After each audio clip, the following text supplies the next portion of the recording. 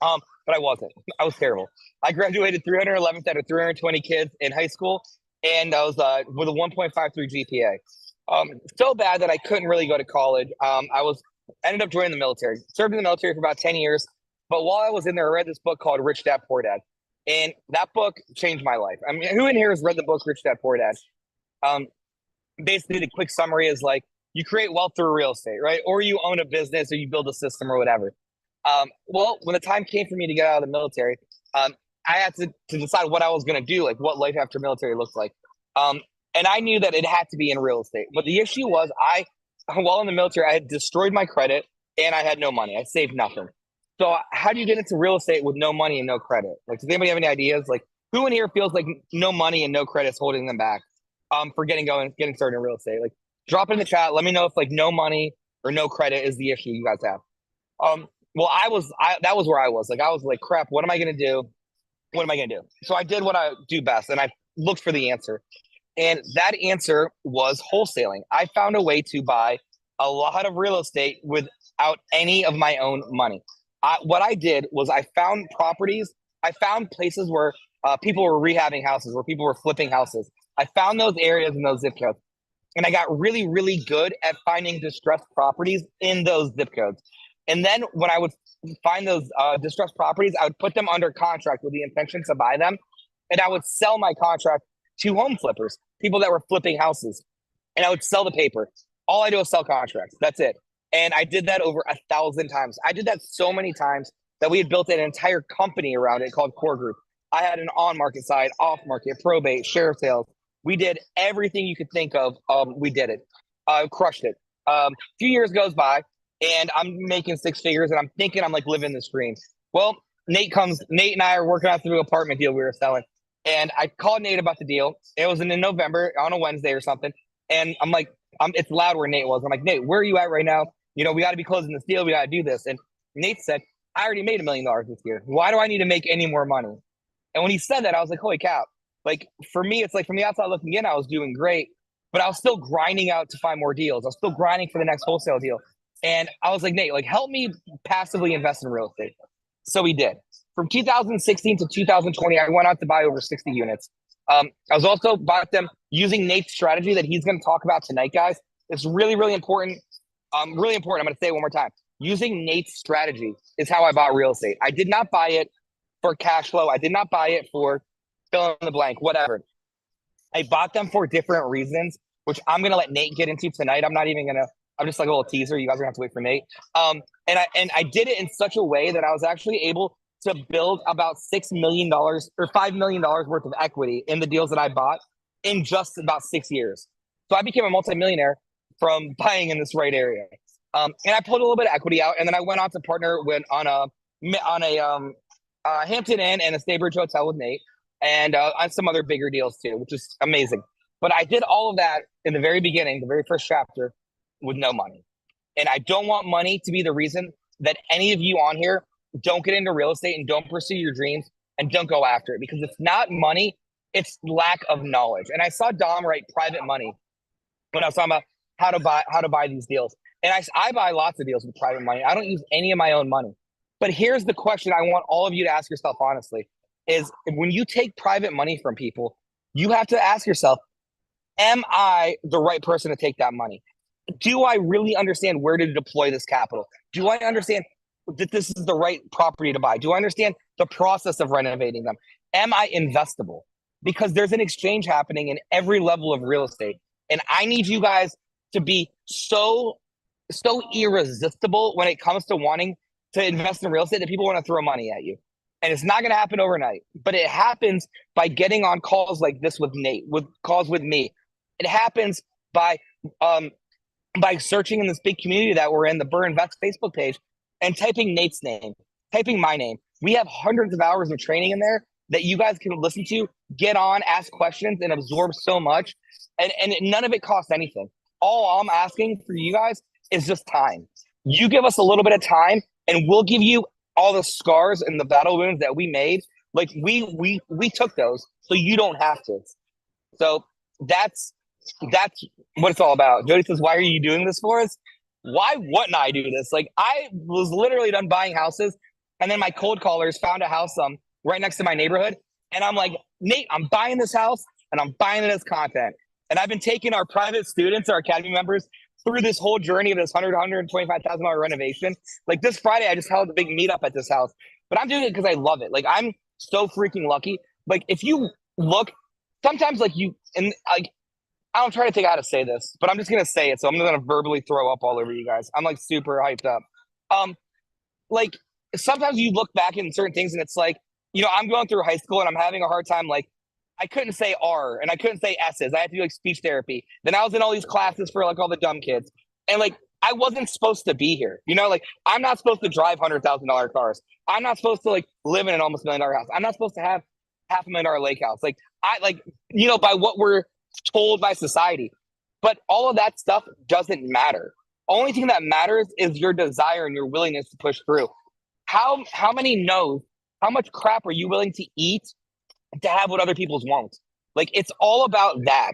Like and I want to be on calls and I want to be around people that are just killers. People with no excuses and people that just want to like destroy it.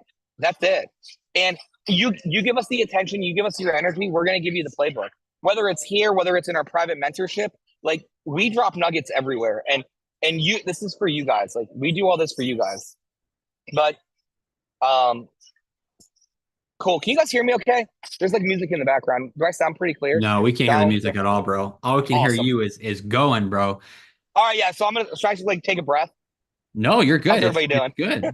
Good. Jody asked in the comments, she goes, wow, we appreciate the transparency, Jody. Why are you doing this for us? Smiley face. That is awesome. I'm 59, lost over 500K in real estate, trying to come back. Don't want to use it for an excuse. You don't need to try to come back. You are coming back. Jody, the fact that you're here is a comeback. Like that's the step. Like before you get anywhere, like you run a marathon, you run sprints, you do all these great things with just a series of steps, right? Like one step in front of the other. And this is that first step. And Jody, you have something that nobody can take away from you. And that's that experience. And I'm talking about avoiding scars, but sometimes our scars make us who we are. They help build character. They're the lessons that we've learned. So I'm so glad that you're right here. That's amazing, Jody. Thank you so much for being here. Oh, here he is. The one and only. Keep him muted, Donald. I'm not done. Keep him muted. Oh, let me find him. There you go. Sorry, Nate. There you go. Oh, I muted you on my end. I know. I'm just kidding. What's going on, everybody?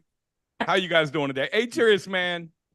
Dude, you're on fire, man. I'm going to sleep, man. I've been up all day. I got up. I'd like to say I got up and worked out this morning, but truth of the matter is I went to the gym because somebody on Instagram, they were like, you're fat. You need to go to the gym. So I went to the gym and nothing happened, right? It's like real estate, So I didn't even work out, to be honest with you, man. I just went to the steam room. Did you go to the front desk and ask for your money back and tell them the membership didn't work? No, because my son's on the membership and it's working for him. You know why? He goes every freaking day, man. That boy got a six-pack. He got a six-pack. Phil's at the gym.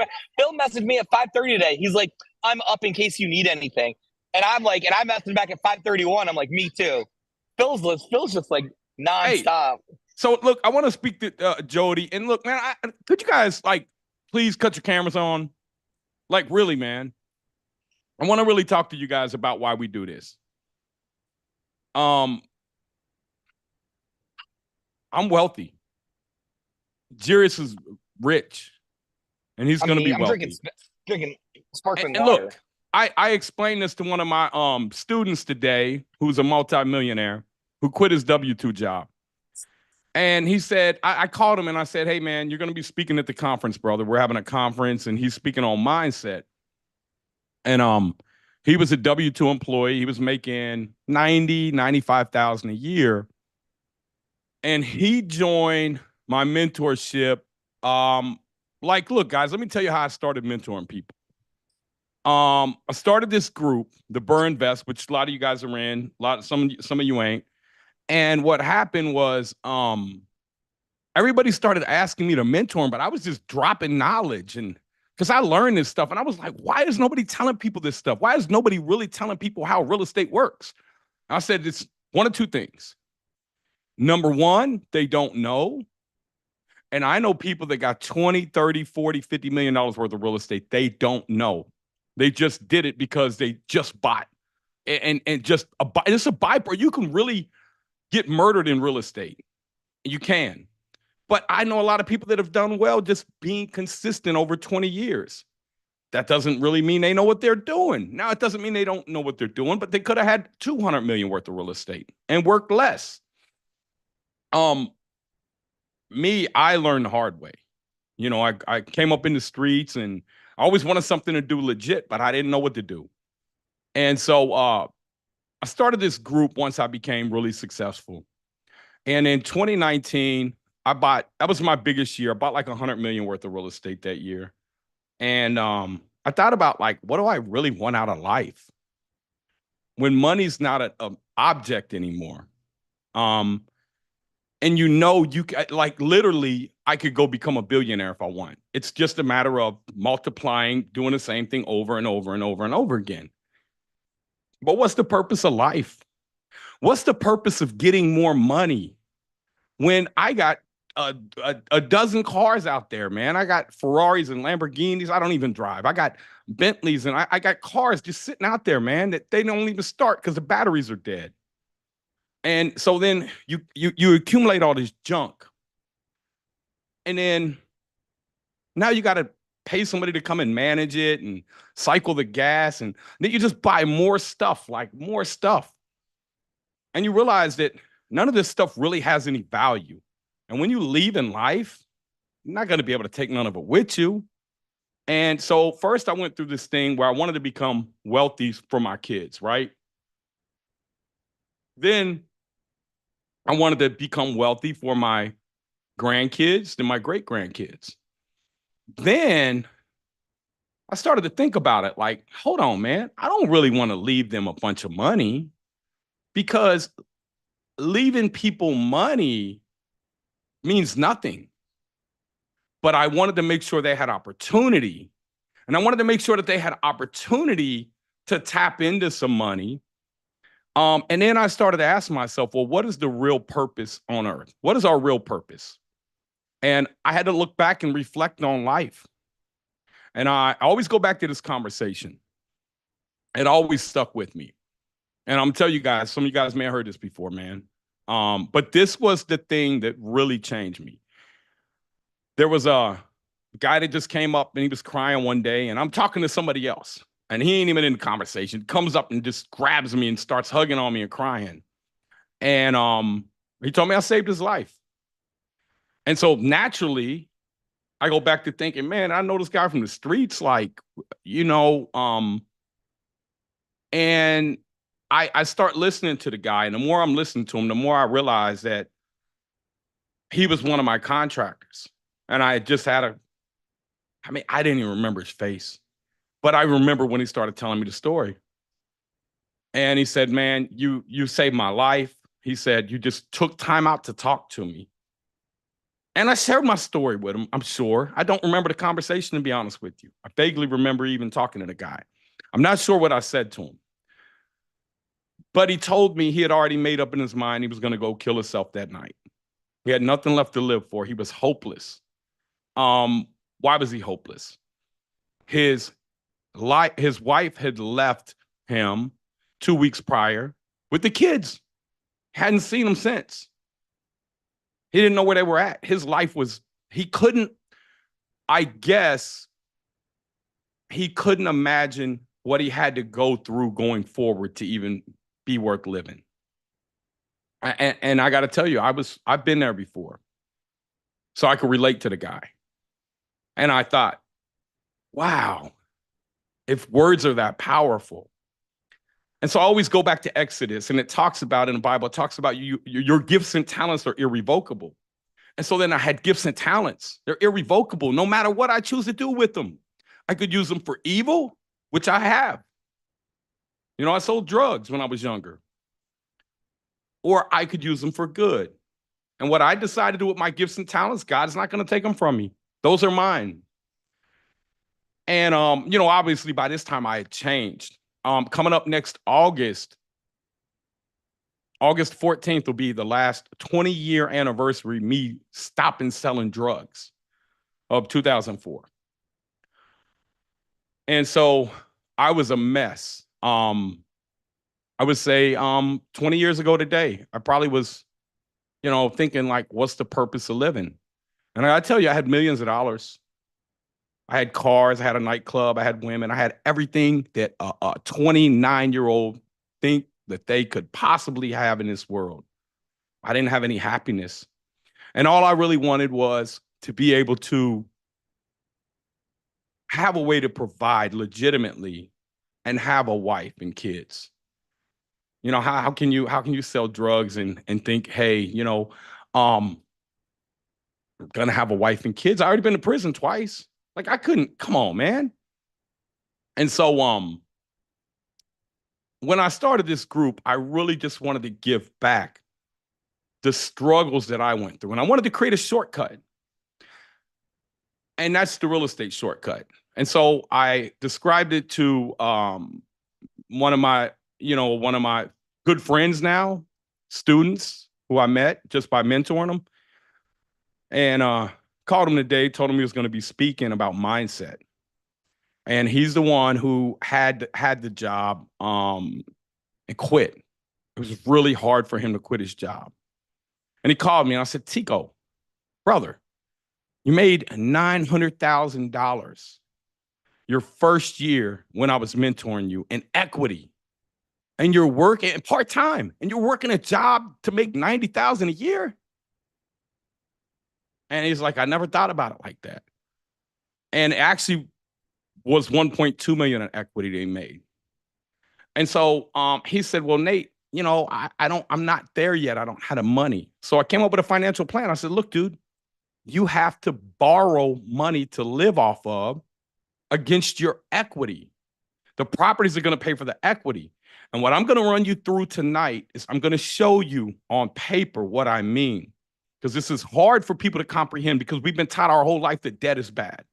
But when I started this group, Jody, I never imagined that people would really want me to mentor them. Now, I knew I was good, but I didn't really understand my gifts and talents at the time.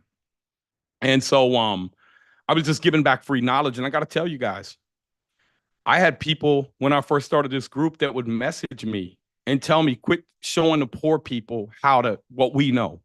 And I was like disgusted by that there are actually people that would want to keep people down.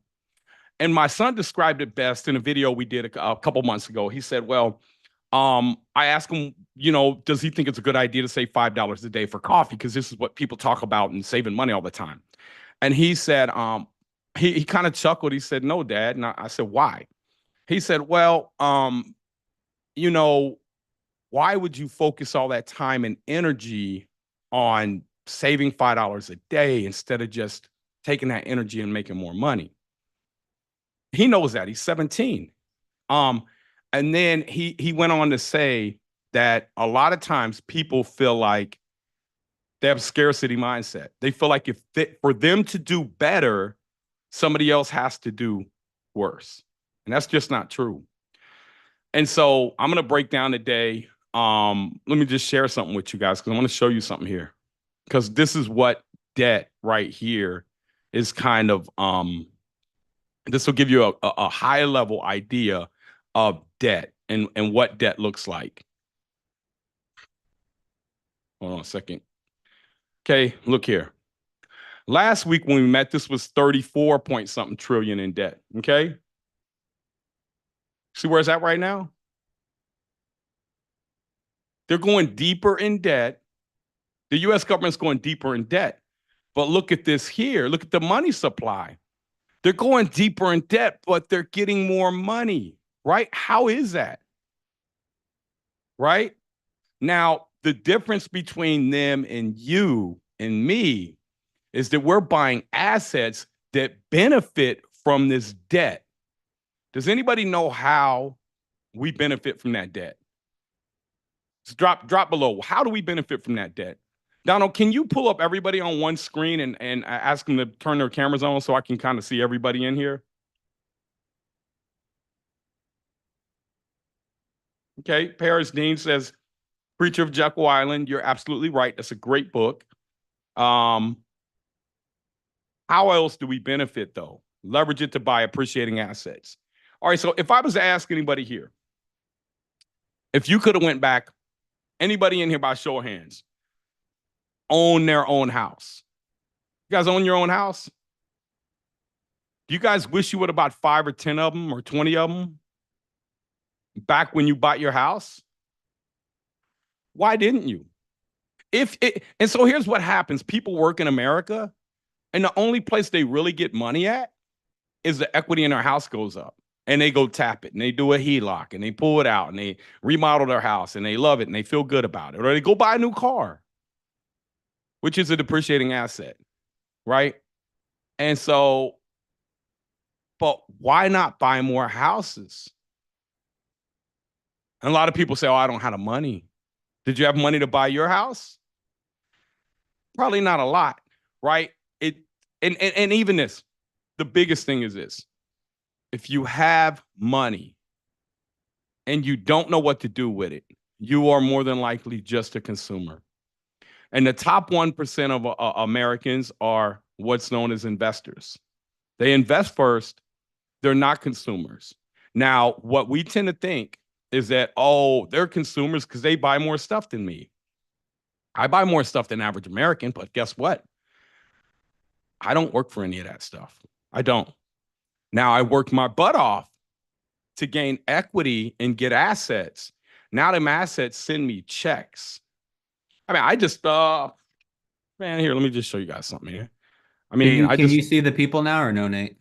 I can't see everybody, but let me just show you guys something. If you go to view and you go to multi-speaker or gallery, you'll be able to see it from your side if you just go to your view. Okay. So look. Okay, I'll go to let me go back on here real quick and find this. I'm just gonna show you guys something that I just got. Like literally, I was just looking through my email. Like, oh, that's cool. And I get this stuff all the time. Hold on, y'all. Let me share my screen, my desktop here. Can you guys see that? Look, yes, I just got this. I just seen this email come across, man. It just got 50 grand off a property. I forgot about it. Like, and look, man, 7/3/2024 to be there in 1 to 3 days. Okay. So what I'm telling you is this. Learn from somebody's mistake. I got free trainings out here for you. But for those of you that really want to be serious about this, man, get you a mentor. They will save you time. They'll save you money. I'm in 4 masterminds right now. My mastermind, one of them 68,000 a year. One of them's 35,000 a year. One of them's 20,000 a year. And one of them is 30,000 for life. So I get around the right people because I've learned in business, whenever I want to expand or do something new, it is so costly to learn and waste time. And if you have a direct path on where you're going right now and how you're going to get there and you have a support system, be like Tico. I think 17 months in our mentorship, and he quit his job, and he was scared. Guess what? He pulled up at my house. He lives in Evansville, Indiana. He pulled up at my house that day, and I just happened to have one of my other students who quit their job, 20-year tech guy who's on here, Deshaun Clark, right here. What's up, Deshaun? How you doing today, brother? Deshaun looks like he's lifting weights. He's arguing with somebody that's bigger than him. I hope this doesn't turn bad. I'm just kidding, Deshaun. And you know, I was doing a podcast with him, and Tico just showed up at the house. He didn't tell me. He wanted to come tell me in person. And so today he said, Nate, man, I don't know what my next step is. He said, I really haven't been doing a lot of work because he's got like 40-something units now. He's like, I kind of took a break. I'm doing a little here, a little there, but I think I'm ready to go to the next step. And I don't know what it is. And I said, well, what are your strengths? What are the things you love? What are the things you don't love? He said, well, Nate, you know, he's active in our private community. We got 2,400 people in our private community. These are all people that, you know, have learned the system the same way I teach it across the country. We got over 40 city groups. And he said, Nate, man, I get calls all the time. Someone wants to give me $250,000. Someone wants to give me 50,000. I got a guy that just called me, wants to give me $1,000,000. What should I do? And I said, it doesn't sound like you really need to do anything, Tico. And he said, what do you mean? I said, dude, it sounds like you're happy. Like, you want to go do more deals? He's like, I want to make some more money. I said, okay, but how much time are you willing to give up to go do that? And so I told him that's a conversation that we're going to have further and help him, figure out what that is. But I say all that to say this. It really doesn't take long to build wealth in a system where you have something as crazy as this going on right here. So back to my question. Do you know what's happening right here? Comment below. Let me know what this is, man. I want to hear your guys' feedback on what's happening right here. Lisa Crowder in the Zoom says printing money. Yes, which causes what? Pat G says BS. Lisa says inflation. Yes, inflation, which causes what?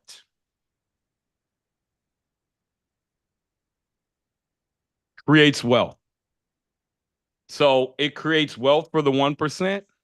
It creates poverty for the rest of the country. Because the top 1% aren't paying as much taxes as everybody else percentage-wise. Why is that? Does anybody know why? They got more debt, leveraging debt to get tax cuts. Because their job in a capitalist society is not to pay taxes. We all have roles. My job is to help them print more money. See, they're not allowed to just go print money because they want to. They have to have a lever to pull. And so the lever that they pull is treasury bonds. One of the things they do is treasury bonds. One of the other things that they do is they create debt on property. So if there's $100,000 debt on a property and now there's $200,000 in debt on that same property, you just created $100,000 that goes into our economy, and that goes over here to our GDP, and then our GDP is our gross domestic product, and that allows them. You see the GDP right here, everybody. Look, this is going up too. 28 trillion. This was at 20 trillion pre-COVID. So that's going up. This is like their income going up. Their ability to borrow more cash goes up. See, our debt to GDP is 122.55. In 2000, it was 56.85. In 80, it was 34.63. We keep up at this pace, we're going to be at 100 and 200% by 2040. That's the devaluation and the destruction of the US dollar. And so that causes inflation. So what we want to do is we want to buy assets with that worthless money that's going to be worth less in the future. We want to lock it in. In other words, pause the button right here. Pause it. Stop it. Freeze that 100,000 that I'm borrowing, that million that I'm borrowing. Because as they print more, it's going to go down in value. And I go buy an asset that is going to be in demand and that we're going to need more of, which is, just say real estate. Let me refresh this chart here. Let me see here. See that there? It's coming down a little bit because debt went up. But historically, look at real estate. It goes up in value. So you buy an asset that goes up in value. Why is it going to go? Why do you guys think real estate goes up in value? Why do you think it goes up in value here? You can print more money. Can you print houses? Can't print houses, right? We need Shelby saying supply and demand. Supply and demand also, you're absolutely right, which that's digging into the macros. And when we dig into the macros, we talk about the areas. And so let me just go in here. Look, this is the roadmap here, and I'm not going to spend a lot of time on this. But this roadmap here that we built out for our students, and I got some videos that I created for even people that aren't our students to kind of explain how this works. If you guys need something like this to really help you understand what's happening and how wealth is built. Donald, how can we send them, some of those videos, man? How do you want them to get a hold of us? Yeah, if you want any of our free videos, you can just comment videos below, and there's some awesome tutorials that Nate has on this and kind of goes even deeper. So just So let me comment in just the chat. Yeah, let me run you through this. Does everybody so right here, what's happening here is you're gonna go over here and you're gonna go buy say this goes backwards because we give people a clock. You got 60 months once you get your first property to become a multimillionaire. And you're going to buy your second one at 54 months. Now, this is all can be changed around. You can go in here and change it. You can say, Nate, I didn't get another one till month 48. It doesn't matter. What matters is that you understand the system. And as you do more of these, you'll get better and better and better, and your velocity will pick up.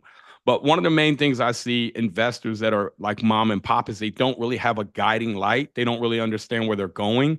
And they just think, well, I'm going to buy this property because it's a good deal. Well, how do you know it's a good deal? Are we likely to be able to look at the future and tell if it's a good deal or not? And so I'm going to dig in over here, and I'm going to show you guys kind of the spreadsheet that I use to break down deals. And I'm going to use Jarius's deal to break down and show you his numbers because I know his numbers because I remember stuff. I went through this whole house and we had a bunch of students over Friday and I showed them the numbers, and I'm going to show you guys too. So you guys ready to learn? All right, man. So again, man, can you guys so Donald, you said I could see everybody on here. Just gonna ask again, man, if you guys could cut your cameras on, man. I appreciate it, man. Yep, multi-speaker or gallery should get you there. It'll show you from your view. Multi-speaker. Yeah, Where do I go? Top right hand corner to view. Okay. Yeah. Okay. View and then multi-speaker. Okay. That didn't work. I mean, I got, some people, but anyways, let me just jump in here. I don't want to take up any more of your guys' time. I do want to hear if you guys could type in, what are you struggling with? A lot of it's mindset. And it's mindset because you're saying, man, I don't know how to do it. I can't do this. My family didn't grow up rich. I'm just don't deserve it. I probably need to work the rest of my life. That's a mindset thing, and that's real. That's one of the realest things I hear in America. And that's why I show people I think it's 88% of millionaires are self-made. Now, when I say self-made, that sounds kind of like egotistical. So when I say that, I don't mean it like ego. What I mean is that they didn't come from wealth. That's what I mean by that. Does that make sense, everybody? Does that make sense? All right. Mindset, money management. Go ahead and read off some of that, Donald. Yeah, Brandon said it a little bit right before you asked that. How do you protect yourself from what happened in 2008 to tycoons like Grant Cardone as well? So that fear of the market. When you say protect yourself from what happened in 2008, tell me what happened in 2008. He said called all the mortgages and defaulted on all the equity. That's not what happened. I don't know where you guys think they called the mortgages at. The banks didn't call the mortgages. 2008. The banks were actually saying, "Hey, man, dude, you good? Do you need a deferment? We don't want your property back." They would work with you. So they didn't call mortgages. That's the Dave Ramsey scare tactic. I went through 2008. I went bankrupt. Banks were willing to work with you, man. Banks don't want all the properties back. That's not what they're in the business of doing. You think you come and dump 50,000 properties in a bank's lap? What are they going to do with them? They don't know how to manage properties. They'd much rather work it out with you. And if something that drastic happens, here's the thing. I got properties that I had back then that the banks gave me free and clear, wipe the slate clean. Now, that's a whole deeper thing, and I'm not going to go into that. That has to do with MERS, which was established in 1994. That's Mortgage Electronic Registration System. I could go deep into that. I was fighting the banks in the last recession. I was fighting them. No attorney, filing the paperwork, learning how to do this stuff. I didn't have any money. I went bankrupt. So the stuff that I'm showing you guys tonight is this. When you buy and you lock in long-term good debt, doesn't have to be long-term good debt, But one of the things that you will come up against is that if you get these 5 and 7 year arms, you got to think about what that looks like, because we don't know what cycle we're going to be in. And there are cycles, there are business cycles that you go through. You don't know what part of the cycle you're going to be in. But if it's vicious like that, and let me show you guys real quick what he's talking about in 2008. Okay. This is what happened in 2008. You read data. So let me move this out of the way here and show you this data over here so you guys can understand what you want to look for. Look, do you guys see this scary bubble right here? This is what he's talking about. How scary does this really look on a big chart? Now, if I zoom in on it, it's going to look scary. But over time, I mean, just hang on to the property. What do you need to hang on to the property? What do you guys need to hang on to the property? Drop in the chat or drop on Instagram, YouTube, everybody watching on Facebook as well. Look at this here. You need rent. You need income. Look at this here. See what happens with rent? In 2008, what happened to rent? It climbed drastically. So our rents went up. What would cause rents to go up like that? There's only one time, I think, where rents went down, and it went down 20. I thought it was right here. Right here, 2000. Rent went down. Okay? Look at this, man. Rents don't go down in times of panic. Okay, right here, 2022, it went down 9%. So, but what caused it to go down, right? Because we had this explosion of 20, 30% rent increases. So I had to settle back down. But look at this, over time, rents don't go down. Look at 2010 is when everything was happening. 841, 871, 889, 904, 920, 928, 949. Why did that happen? I can tell you why, because I lived it. Drop in the chat below. I want to hear what you guys got to think about that. So the thing you got to understand is that when you're going through really hard times, people are losing their property. When they're losing their property, they're forced into the rental market. When they're forced into the rental market, supply and demand, like somebody said earlier. Now watch this here. Here's the chart that you need to look at. This is the chart that will tell you if we are overbuilt or underbuilt right here. This is the vacancy chart right here. This is the one that I really follow strongly. You see this here? What did it say? The blue chart. Where did rental vacancy rate reach in 2009? 11.1%. Now you guys may be saying, well, if you factor in your rent with 11.1% vacancy, but here's what you got to understand. I was renting back then. Vacancy was tight. That 11.1% came from the buildings that went vacant. I mean, I literally was going and buying stuff, and I would go to a 64 unit that the city was shutting down because the landlord didn't pay the water bill. And I would go over there and get the Red Cross to move these people into my unit. So the vacancy rate stayed high. It's just they kept that inventory that went to zero, and it skewed the data. And so then look what happened over here. See this here? Home ownership vacancy went 2.9, which means people were lying. They didn't really own them. They were called liar loans, right? Now look where we're at here. We're healthy. We have a healthy amount of inventory. But if I could go in here and show you guys what's happening in 25 and 26, all the new buildings ceased in 22 and 23. There was stuff in the pipeline already getting built, but once that stuff gets built, it falls off a cliff, the amount of new inventory that we have that's going to get delivered, because builders use cheap debt to build. And when interest rates went from building for 3% to 9%, because to build right now, the rates are even higher than buying existing inventory because it's riskier. Every builder out here just shut down, except like the big builders. So I'm talking about the inventory is slowing drastically. Do you think our population is stopped growing? Here, let's look at forecast population growth. Look at forecasted population growth. And all you got to do is look this stuff up. But this is what we show people how to buy. Population growth America. growth US. So when you start to dig into the macros and understand what's really happening, let's look at 2024 to 2054.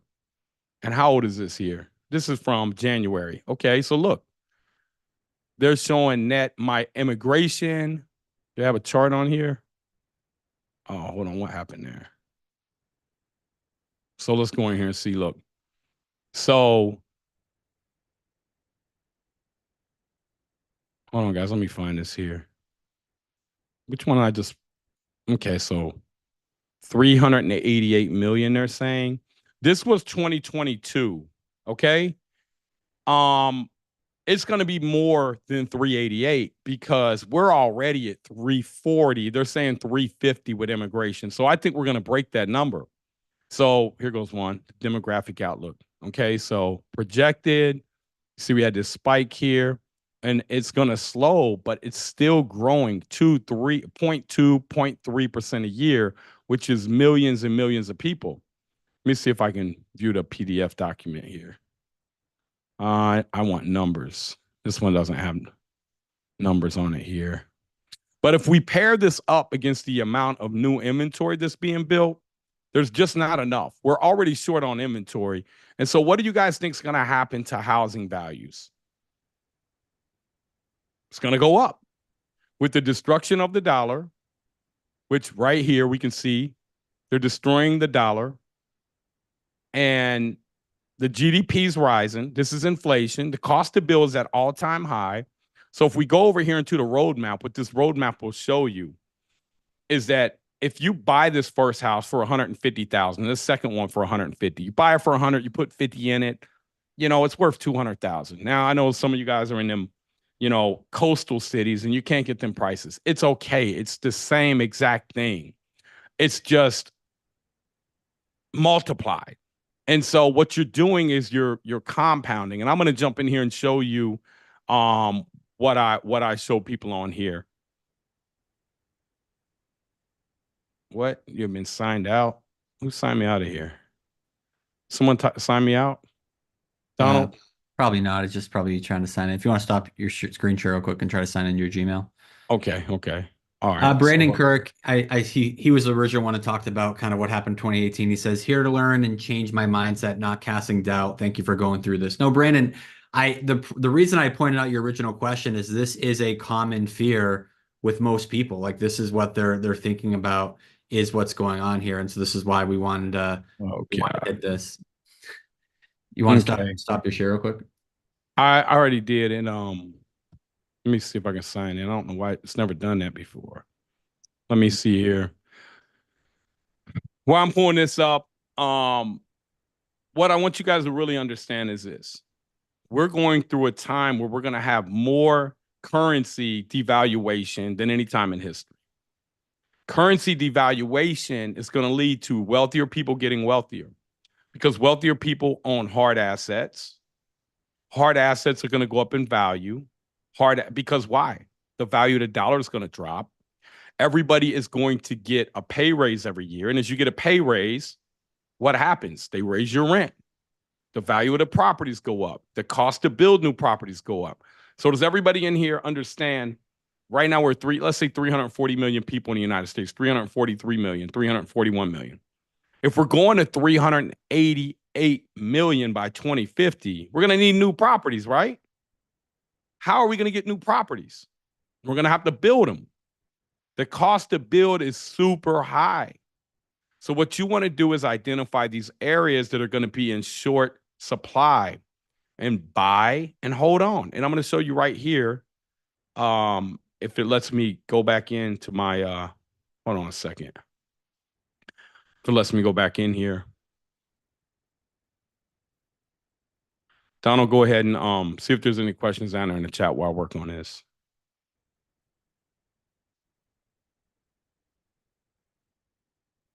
I was muted. Andrew, he's actually talking to one of our teams. He says, how do you buy a property that the owner is missing and the property is condemned with a bank involved and no next of kin or point of POA? I mean, what would be your strategy for wanting to buy that. I mean, I could show you how to do it, but there's easier ways to do your first deal. So what would be your strategy? Why would you want to do that, first off?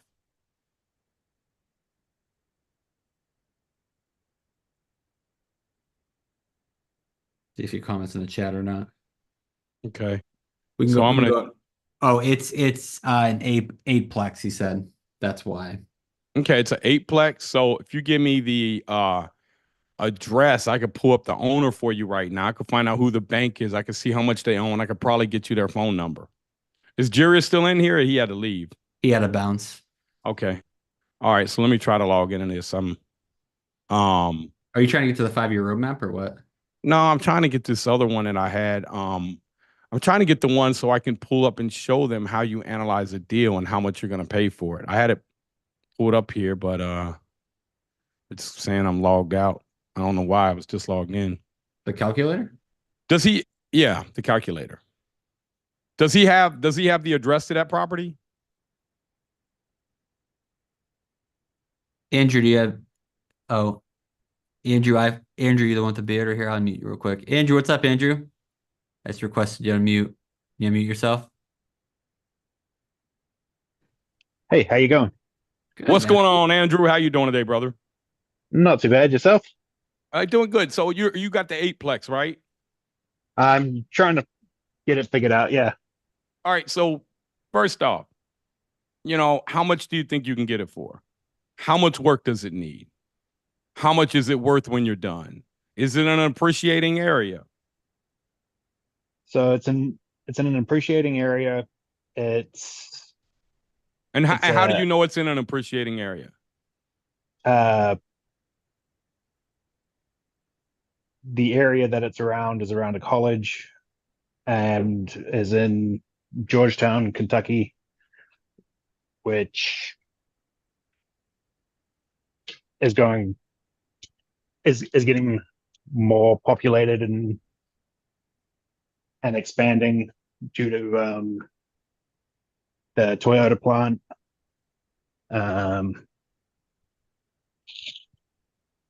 Okay. So let's pull up The and let's pull up and Yeah. let's look at Georgetown, Kentucky. Let me just Okay. log into my co-star here.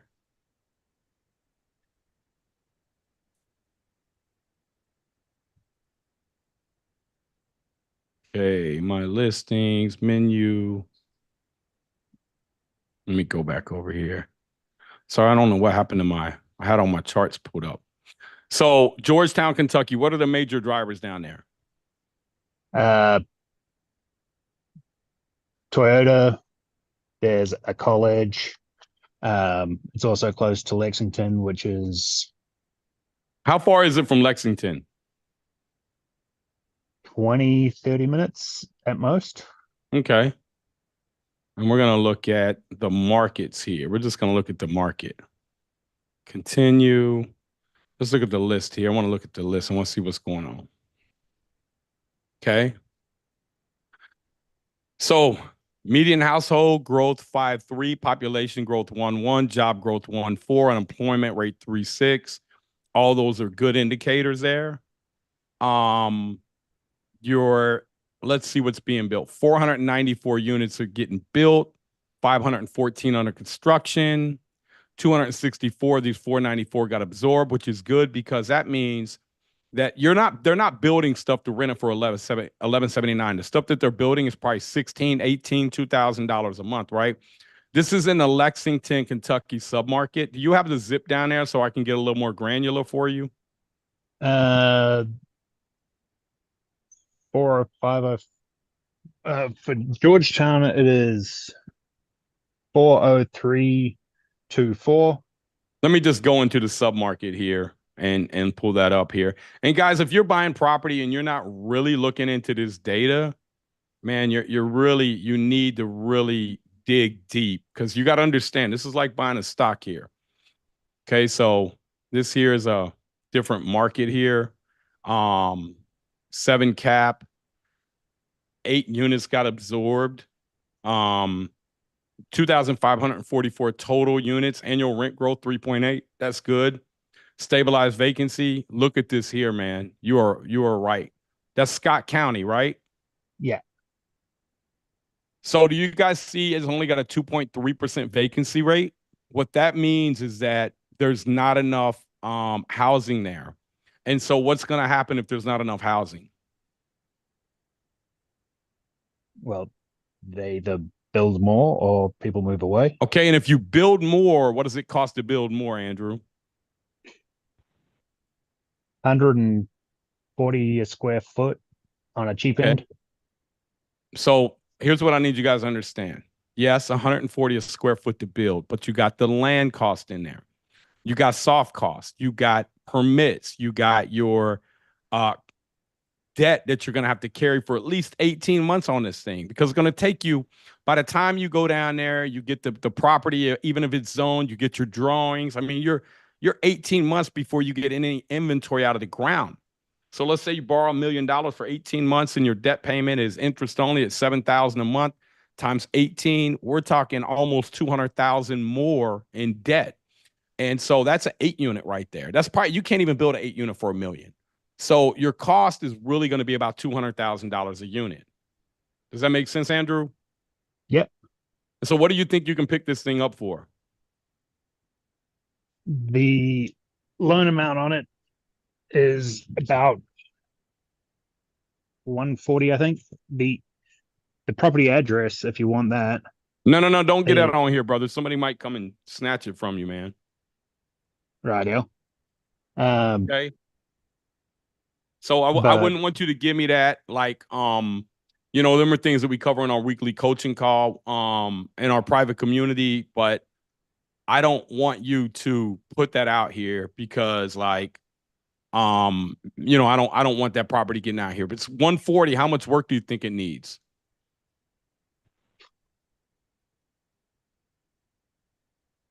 It probably needs about 200,000.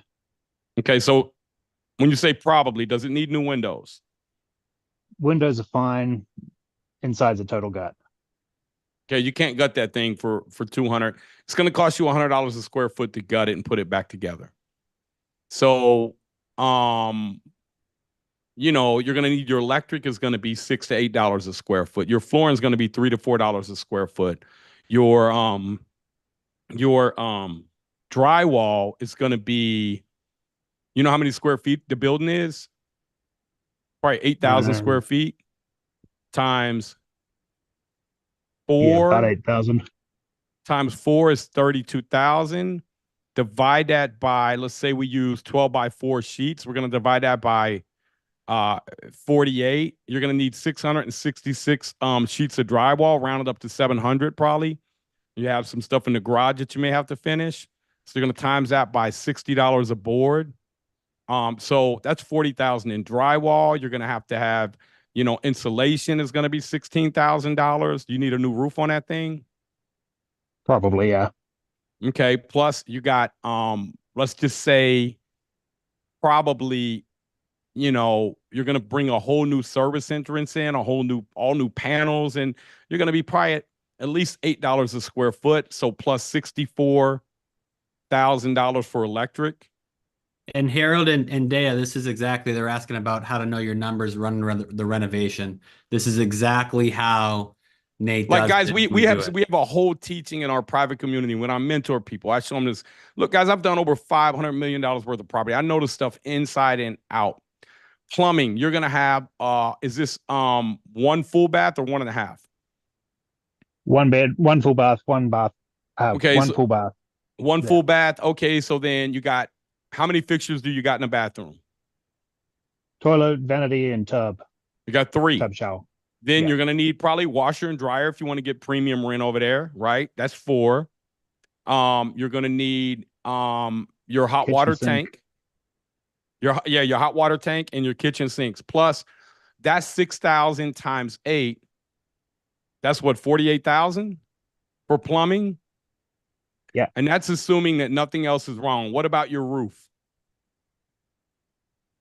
It's a metal roof that looked like it had been replaced Okay, so roof's good. What about the flooring? Let's just call it $3, probably $4 a foot. So plus 32 grand. Yeah. And you got your kitchen cabinets in there. You probably got galley kitchens. You're only gonna have 8 cabinets in there per kitchen. You probably can do them like honestly, I budget 300. I would do nicer ones. That's 2,400 per kitchen.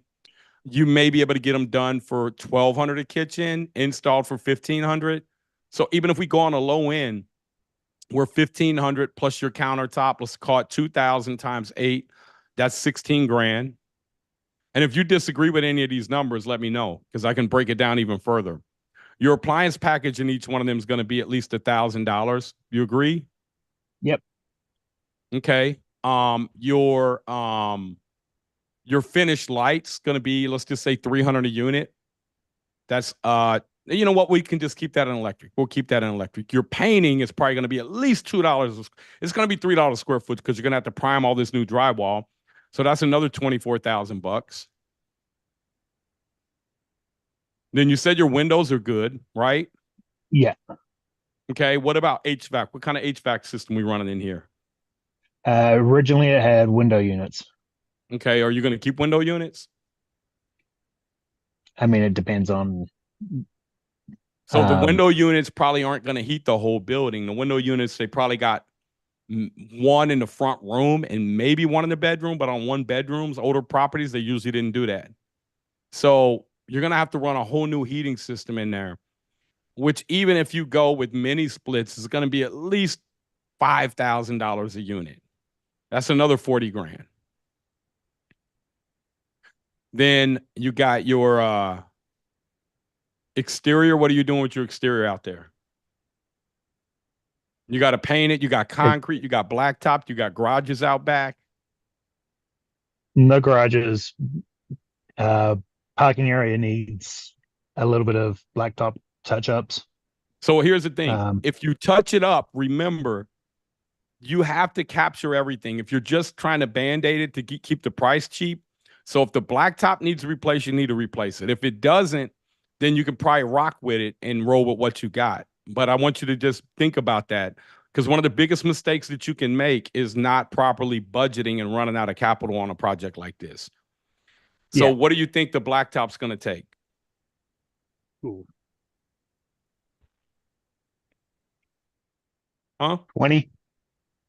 20,000. How many square feet you got? Blacktop's about $3.25 a square foot. You may be able to get it down there for $2.75, but some people in some areas may have market conditions of $4. So let's just say 20 grand. Okay, so we're not done. What about concrete? What about exterior paint? What about soffit? What about gutters? What about have you scoped the underground line to make sure that's good? What about landscaping? I'm sure it's overgrown, right? The city actually mows around it.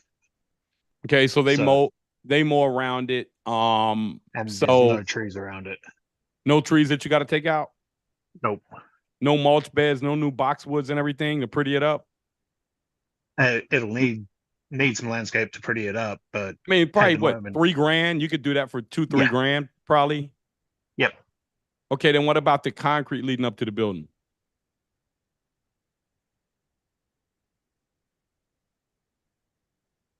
Concrete? Any broken concrete out there? The steps need to be adjusted or like pulled out and redone. Okay, so what do you want to say? 3-4 grand? Yeah. Okay, let's say 4 grand. Then what about is it brick outside? Brick. What year was it built? Ooh. I had that. Where did I put that? It was built between 1963 and 1972. For all of you guys buying older properties, you want to look out for aluminum wiring.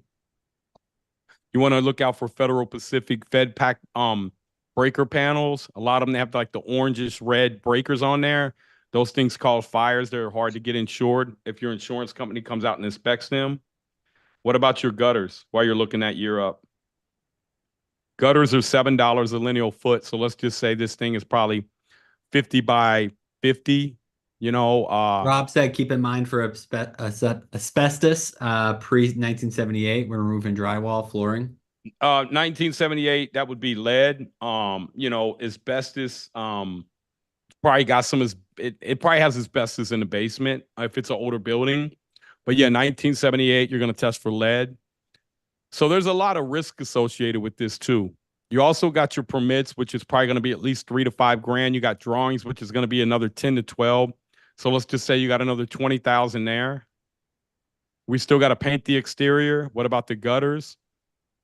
What about the gutters and exterior? Are good enough on. Are good on this. What kind of gutters are they? Are they box gutters or are they like 6-inch? 6-inch with downspout. Okay. All right. Did you find what year it was built? Not yet. If it was built in the 30s or the 40s, then you got demo. We didn't demo the inside. That's probably going to be another 1,000 a unit at least, probably 1,500 with dumpsters. Do you agree there? Yeah. Okay. And then Nate, Terrence in the chat's asking, are a lot of these numbers universal, or depending on market, it might change? Or no, this is what we train people on. If you call a contractor, they're going to be quadrupled this year. We just had a fire claim on one of our properties, and they gave us $350,000, and we did a live 2 times a day in our private group, and we showed people our actual numbers.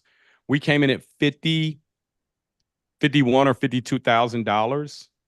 So we made almost $300,000 off that insurance claim. Now we can do that because we got a water, fire, mold restoration. That's a vertical integration that I started just to do our own properties. So we haven't done soft costs. Soft costs are going to be at least another 20%. Does everybody know what soft costs are? Does everybody in here know what soft costs are? No. Okay, soft costs are going to be your gas, your electric, your taxes, your insurance, your water, your sewage, your landscaping, mowing the property, your debt service, your closing costs while the property's vacant. So, look, we're not even done here, brother. We don't have the exterior paint. If it's brick, I guarantee you're going to have a ton of tuck point. You may have to paint the exterior. Let's just say that you got another 25,000 on the exterior. Doing the lintels and paint, and you said the windows are good. I'm not sure if they are. We got windows and door trim. You're gonna have 7 doors, probably on a 1 bedroom. You're gonna have 8 fire doors. Those fire doors are gonna cost you about $500 a piece. That's $4,000. You're gonna have your framing if you have to do any framing in there. We haven't talked about framing yet. Bye-bye. Do you know if there's gonna be any framing, Andrew? No framing. So when you gut it, you're going to have some framing. You don't know that yet, but you're going to have some framing if it was built in the 30s, 40s, 50s, 60s, because there's going to be some water. There's going to be some deck boards you're going to have to replace. I would probably just budget $500 a unit. That way you have it in here. If you don't use it, great, but you have it budgeted. That's another $4,000. It was built in 1981. Okay, so 1981, that's not going to be too bad. And to be honest with you, you may not have to gut it.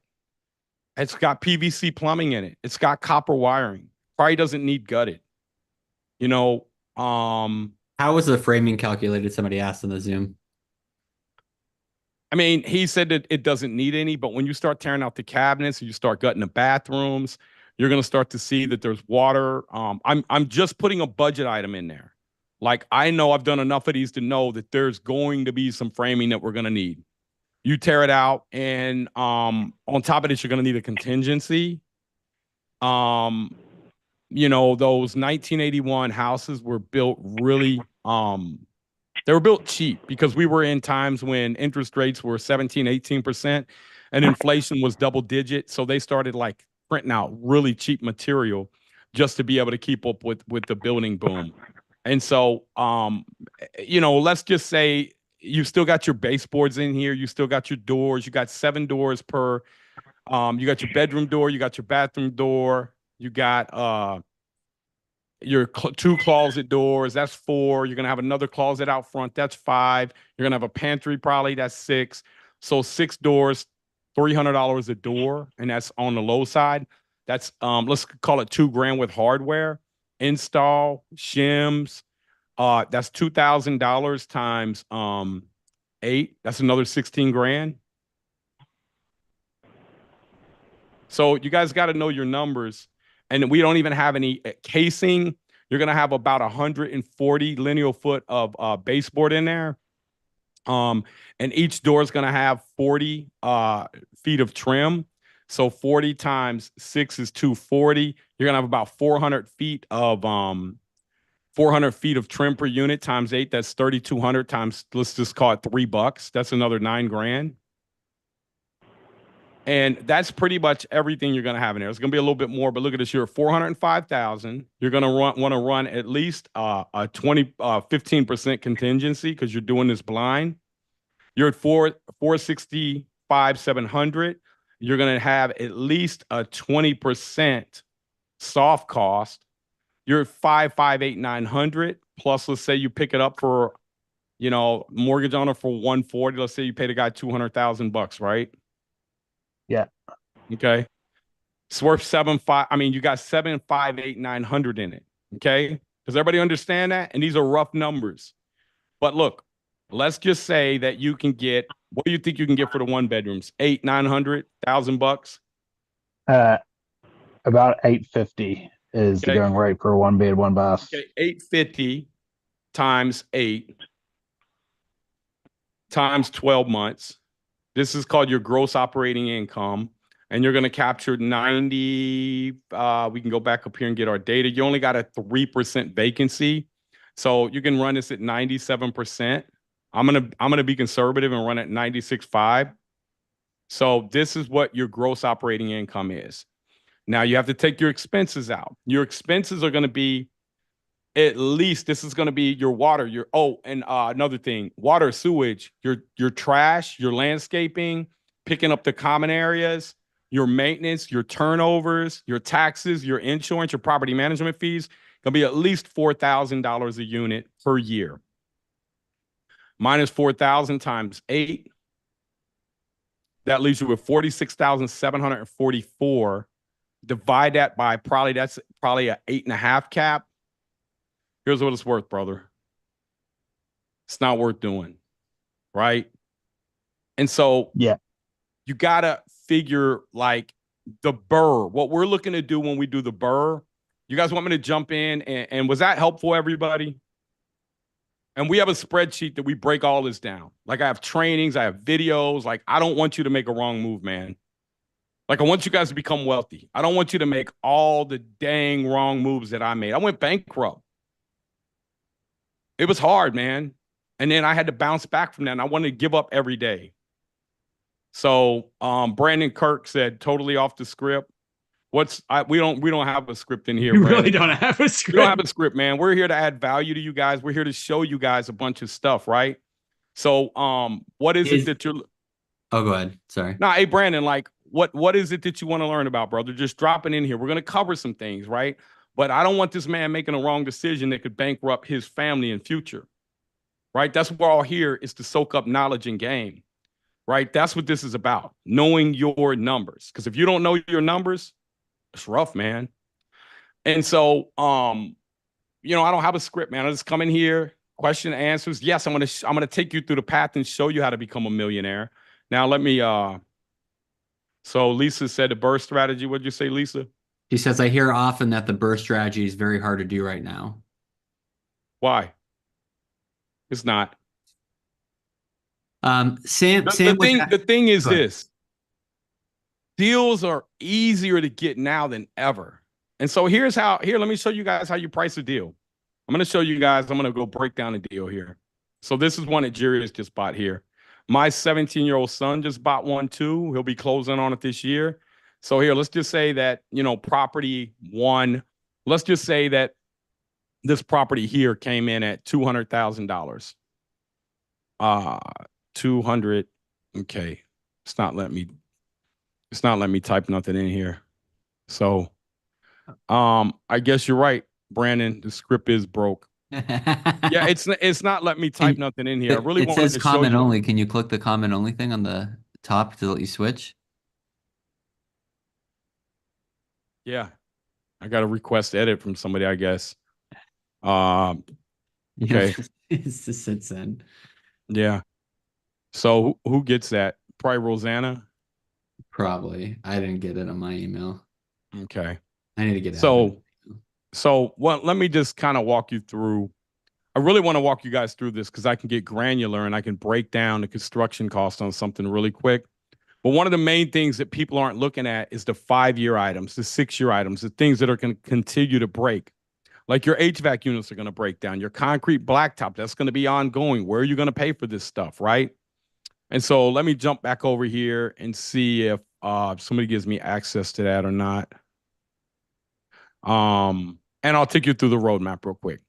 So the goal is to buy these assets in BRRRR. And Lisa said it's harder. She heard it's hard. It's not hard.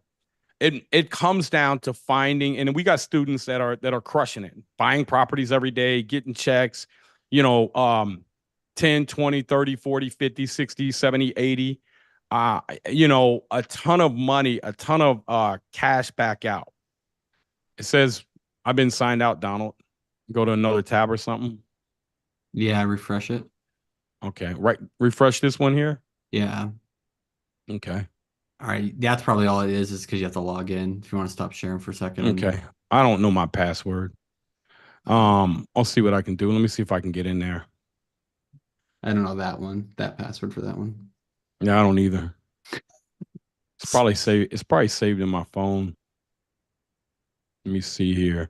Go ahead, Donald, with the questions and Yeah, Deshaun, I don't know if you're in here. So we have Sam who asked a few minutes ago, "Hey Nate and team, is it possible to bring in a recently joined member of the academy so they can share their experience with us and how it's going? Thanks." Yeah, I'm sure we got somebody in here. Is anybody in here that's recently joined or that's been in here? I don't know. What kind of questions do you got? Sam's a different Sam actually. That's kind of funny. And we got Deshaun too. What's up, Yeah, Deshaun? Deshaun's here. Hey, I've been in since March of 2022. I started six-figure salary, graduated from Northwestern University. Thought I, would educate in higher education through my way through wealth, just to come to find out that I was on the hamster wheel faster. And this real estate was the vehicle that I've been searching for, but just didn't know that it would help me with the taxes because I ran to, the more money you make, more taxes, the higher tax bracket you're in. Something to leave for my family. I started a consulting company and was hoping that I can, leave that with them to run, but nobody wants to run it. And I found myself as a consultant, a service industry. I trade all my time for money in the event that I take my work with me, even when I go on vacation, just so that I don't get double hit with the price of the vacation and the money lost because I was on vacation. So this has definitely been the answer for me. I'm only 5 properties in. Most Don't of you are say probably only, man. Deshaun, come on, bro. How many? Now, Deshaun, we ain't gonna talk about your age, but how many did you get previously? How many investment properties did you have previously in your life? 0. Well, other than my primary, which was an investment, it was my lifestyle. Yeah, I mean, it's still good investment though. You got to stay somewhere. You got to rent somewhere, man. And Yep. so, who was that? What question do you guys got for Deshaun? They're just asking his recent experience. We got Sam too in here too, and then we can answer some more questions. But what's up, Sam? Hey, what's up? Yeah, so I joined the academy right when it started. I got my first property in Miami. I paid, I think, $350 for that. Today, that's worth close to $1 million. Appreciation. We also renovated it twice. Currently, I Airbnb it. It's bringing in about 5 to 7K a month, with bills of about 5,000 a month, with taxes going up and everything. And I also started in the north, which I'm on my 3rd property now. Last one I put all in 90 something thousand, and I pulled out 97,500 for it. So I'm all in $0, and I'm profiting on average $500 a month in rent after paying off management fees. And I currently have money that I'm looking to purchase 2 properties. The last deal I just went into, I'm having an issue. I searched title. Title came back that there's one owner, but the attorney is saying that apparently there's two owners and one of them's dead. So looks like we're gonna have a situation of probate. The good thing is I'm gonna get my money back. The question is if I should pursue it, or should I not take the risk of going into like a full-out war between siblings and whatever is gonna go through probate. Yeah, so you're saying title insurance is going to cover you, right? I muted you again, Sam. So title insurance is clear. There's no liens on the property. The issue is that one of the owners died, the aunt of the owner, and it's going to go into probate. So I don't even know when it's going to get sold. It has to go through the court system. I don't know how long that could take. I've seen stories where it took years, and the attorney is saying it could take 3 months. Yep. So, I mean, so it has a defect on the title, or it could, right? Yep. And so, but you're covered through title insurance, your money, right? Yeah, I mean, I can get my deposit back if I just wait 12 Oh, days. You haven't closed on it yet? No. Got it. I'll get my deposit back in 12 days if they don't close, which they're not going to. Now, one of the other things that you can do, Sam, is you can go record your I'm not giving you legal advice, but just, experience. You could go record your purchase agreement on there, and that will dirty up the title too. And at least if you want to get that property down the road, then you could bring them to the table and get them to kind of work with you if you want to buy the property. And how would I do that? Go drop a question in a private group, and somebody will chime in and tell you how to do that. If they don't, I'll tell you how to do that. You're gonna have, Rob Law. Ask Rob, man. You're in New York, right? Yep. Yeah. So Rob, he's the president of New York for us. He's also a real estate attorney. So Rob knows how, man. He could tell you better than me if you legally can do that. Okay. I don't want to give you legal advice. Unless you're speeding, I'll tell you to slow down. That's legal advice. All right. So thank you for that, Sam. Appreciate you, brother. All right. So go. Hey, hold on, man. I got this. I want to go through this. I want to show you guys how you evaluate a property, okay? And sorry, Donald and them logged me out. They do that all the time. Appreciate it, Donald. So first thing you want to do is you want to come up with your property. Let's just say it's 121 Main Street, okay? And then, kind of what we would do here is we show you guys how to go pull the comps. And let's so 123 Main Street. And we show you how to do the comps and kind of the area. So let's say that this one sold for $207,000. We're just going to use simple numbers here. This was totally renovated. And let's just say that this one here was 1,100 square feet. Okay. And then let's go over here. That's $188 a square foot. And let's say that this one was 214 Second Street or whatever, right? But it's in the same neighborhood. And this one sold for $198. And he sold all in the past 6 months, let's just say. And this one was 1,085 square feet. So what we're doing is we're figuring out what this thing is going to be worth if we renovate it. Because right now we know it's just run down. We found it on, let's say, Deal Machine. The owner's like, it's run down, man. It's abandoned or whatever, right? So then let's just say that we go through here and we got one more property, 117 Race Street. And that's in the same zip code. Not just the same zip code, but the same neighborhood. And let's say that that's $200,000 is what it sold for. And let's just say that this one was 1,074 square feet here. That tells us this property, 121 Main Street, is, let's just say that it's worth $201,000. This thing should calculate the house square footage. Let's just say it's 1,100 square feet. Let's see what it's worth. So this one's worth $201,667, $183 a square foot average, right? So now we know what it's worth if it's fixed up. But we know the bank's only going to loan us 75% at 7%. We'll do a 30-year AM. Let's say we go to another bank and we get it down to like 6.9. Okay, that's going to give us a little bit better rate there. Then what we got to do is we got to come in here and we got to figure out what our rent's going to be. So let's say for this one, we run it through Rent-A-Meter and we find out that, the average rent in that area is going to be, $1,900. Okay. $1,900 there.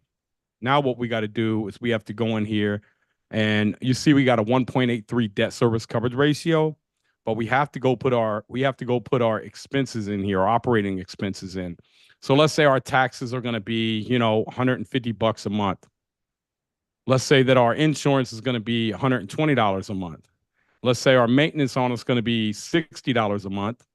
Our gas and electric, now we're not paying gas and electric. This is a house, but when it goes vacant, let's say it goes vacant every 30 months, we're going to have to pay the gas and electric bill for a month, maybe a month and a half. So let's just put $3 a month in there. That'll give us $100 when time's due. We're escrowing that money. Same thing with water and sewage. That may be vacant for a month. Let's say we're going to do 7% property management fee. We're going to self-manage it. Turnovers. Let's just say that every 30 months it's going to go vacant. And, we're going to use a deposit if they tear that up. But let's just say we're going to set aside $75 a month for your turnovers, right? Legal, we ain't got to worry about that. Advertising, that's minimal. Let's just say with Zillow now we can do $2 a month, $24 a year. CPA, we're not going to put that in here either. Landscaping when it goes vacant, again, we want to make sure we got money to take care of that month 30. So let's just put, $100 for that month that it's vacant in there. So our average cost to hold this thing is $6,524.16 a year. So now we're going back over here. It still hits a 1.29 debt service coverage ratio if we hit our max offer. But we can't offer them $151,000. We got to go over here. We say, you know what? It needs 12 new windows at $400 a window. It needs 5 new glass block in it. The electric is good in there, so we're just going to do some electrical upgrades in there. Plumbing's good. We're just going to do some basic plumbing stuff in there. Roof replacement. The roof is let's say the roof needs redone and the roof is let's just say the roof is 12 square or probably 12 square on this. We're going to do $300 a square, and we could show you how to break all that down too. And that's going to be 12 square. So it's $3,600. HVAC and install. Let's say the furnace is good. It's high efficiency. The line set's good, but the outside AC compressor is bad. And let's say it's a 410A and we can replace it with a 410A. And that's going to cost us, let's say $2,500 for an outside condensing unit, 2.5 ton. Concrete and blacktop, let's just say we got, $1,500 worth of that outside. So what we're doing is we're coming up with our whole budget for this property. Doors, we're not really going to replace the doors. This house isn't that bad. We got to replace 2 of them. So this is how we come up with our budget here. And we go through over and over and over, unit cost. We're not going to put any drywall in. Landscaping, we're going to have some exterior tree removal, pressure washing. We're going to clean up the whole outside. Tile and material. Let's say we got the bathroom and we're going to put new tile in there and new backsplash tile. I could get granular and tell you what this is a square foot. I could tell you that the average bath is going to be between 64 and 72 square foot. But just to keep this simple, we'll say that then the backsplash, we'll just say that right here you got $15 a square foot is what we're going to pay. That's labor, material, install, mastic, Schluter. And so let's say we got 1 bathroom to do, and that's 70 square feet around the tub. And then we also got 25 feet for the backsplash. That's going to be 95 feet. That's our tile cost right there. So when you get in here and you really start breaking this stuff down, we're going to put a nice address plaque out there. Hot water tank, let's say that needs replaced. That's going to be about, $850 because it's 8 years, 10 years old. Security, maybe we put some stuff on there for while it's vacant. We just want to make sure we got some stuff in place so nobody breaks in.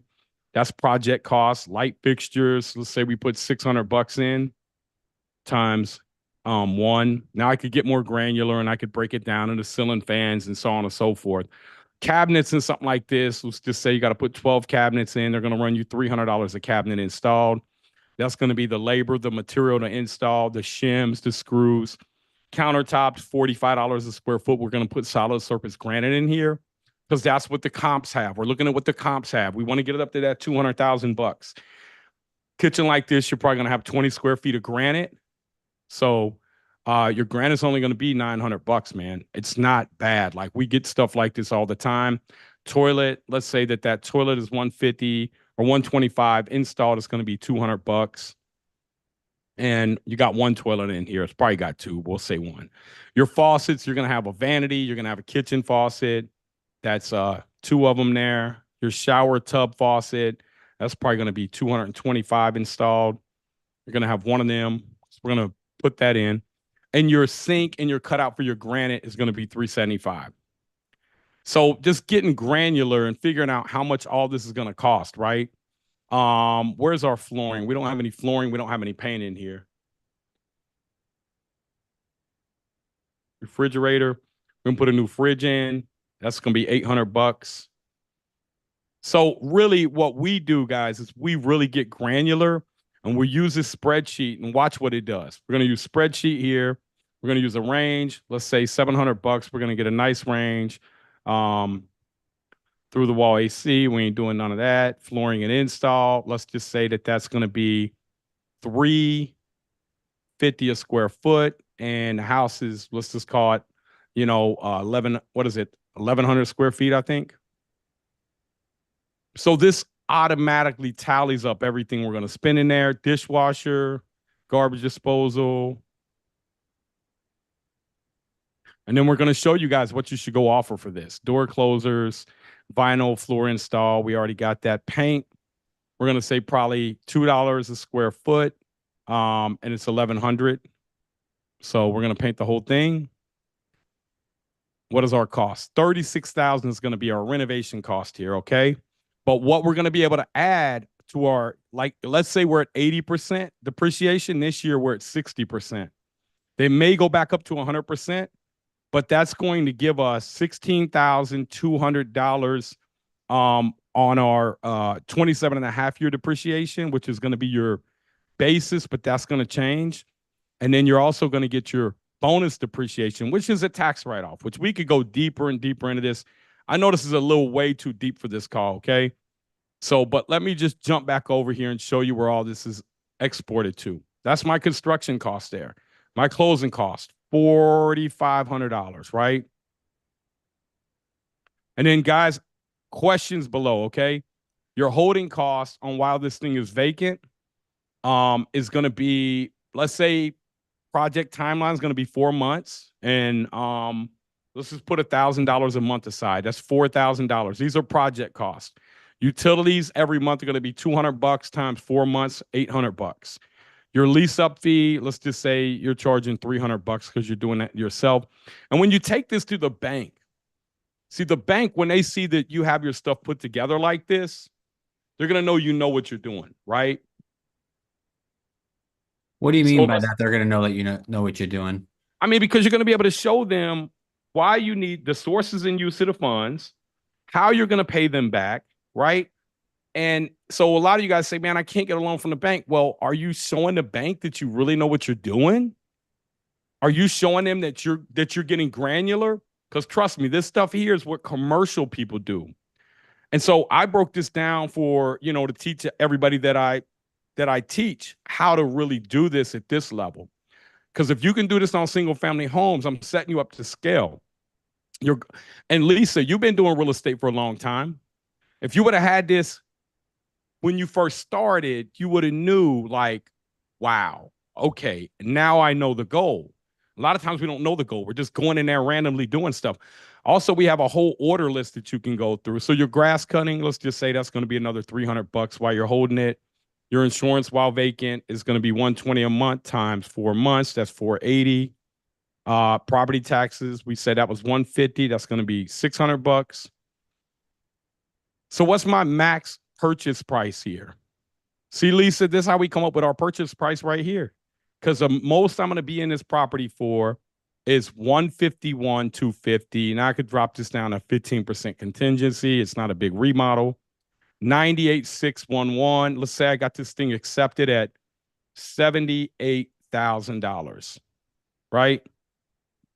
When I go to close the deal and refinance it, after I get out of the fix and flip loan, I'm going to go refinance it. And I'm going to show the bank, like, look, I hit a 1.29 debt service coverage ratio. Does that make sense, everybody? Do you guys know what that means?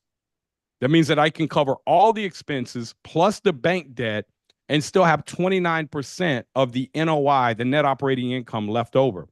On top of that, I'm getting $20,000 back at closing tax-free. But here's where the real wealth is made here. So let's say that you get an area. Hey, honey, how you doing? Let's say you get an area that has no appreciation, okay? And then let's just say that you go to refinance this thing. You're going to go refinance it 80%. You have no appreciation in this area. However, you have your expenses are increasing every year. And you go over here and let's say interest rates are 6.5% year 5 after you own the property. What's the property worth here, guys? It didn't go up in value. So the way you get wealthy in real estate is not the cash flow. Look, I could care less about this measly, where's my cash flow at here? $33,410 a year.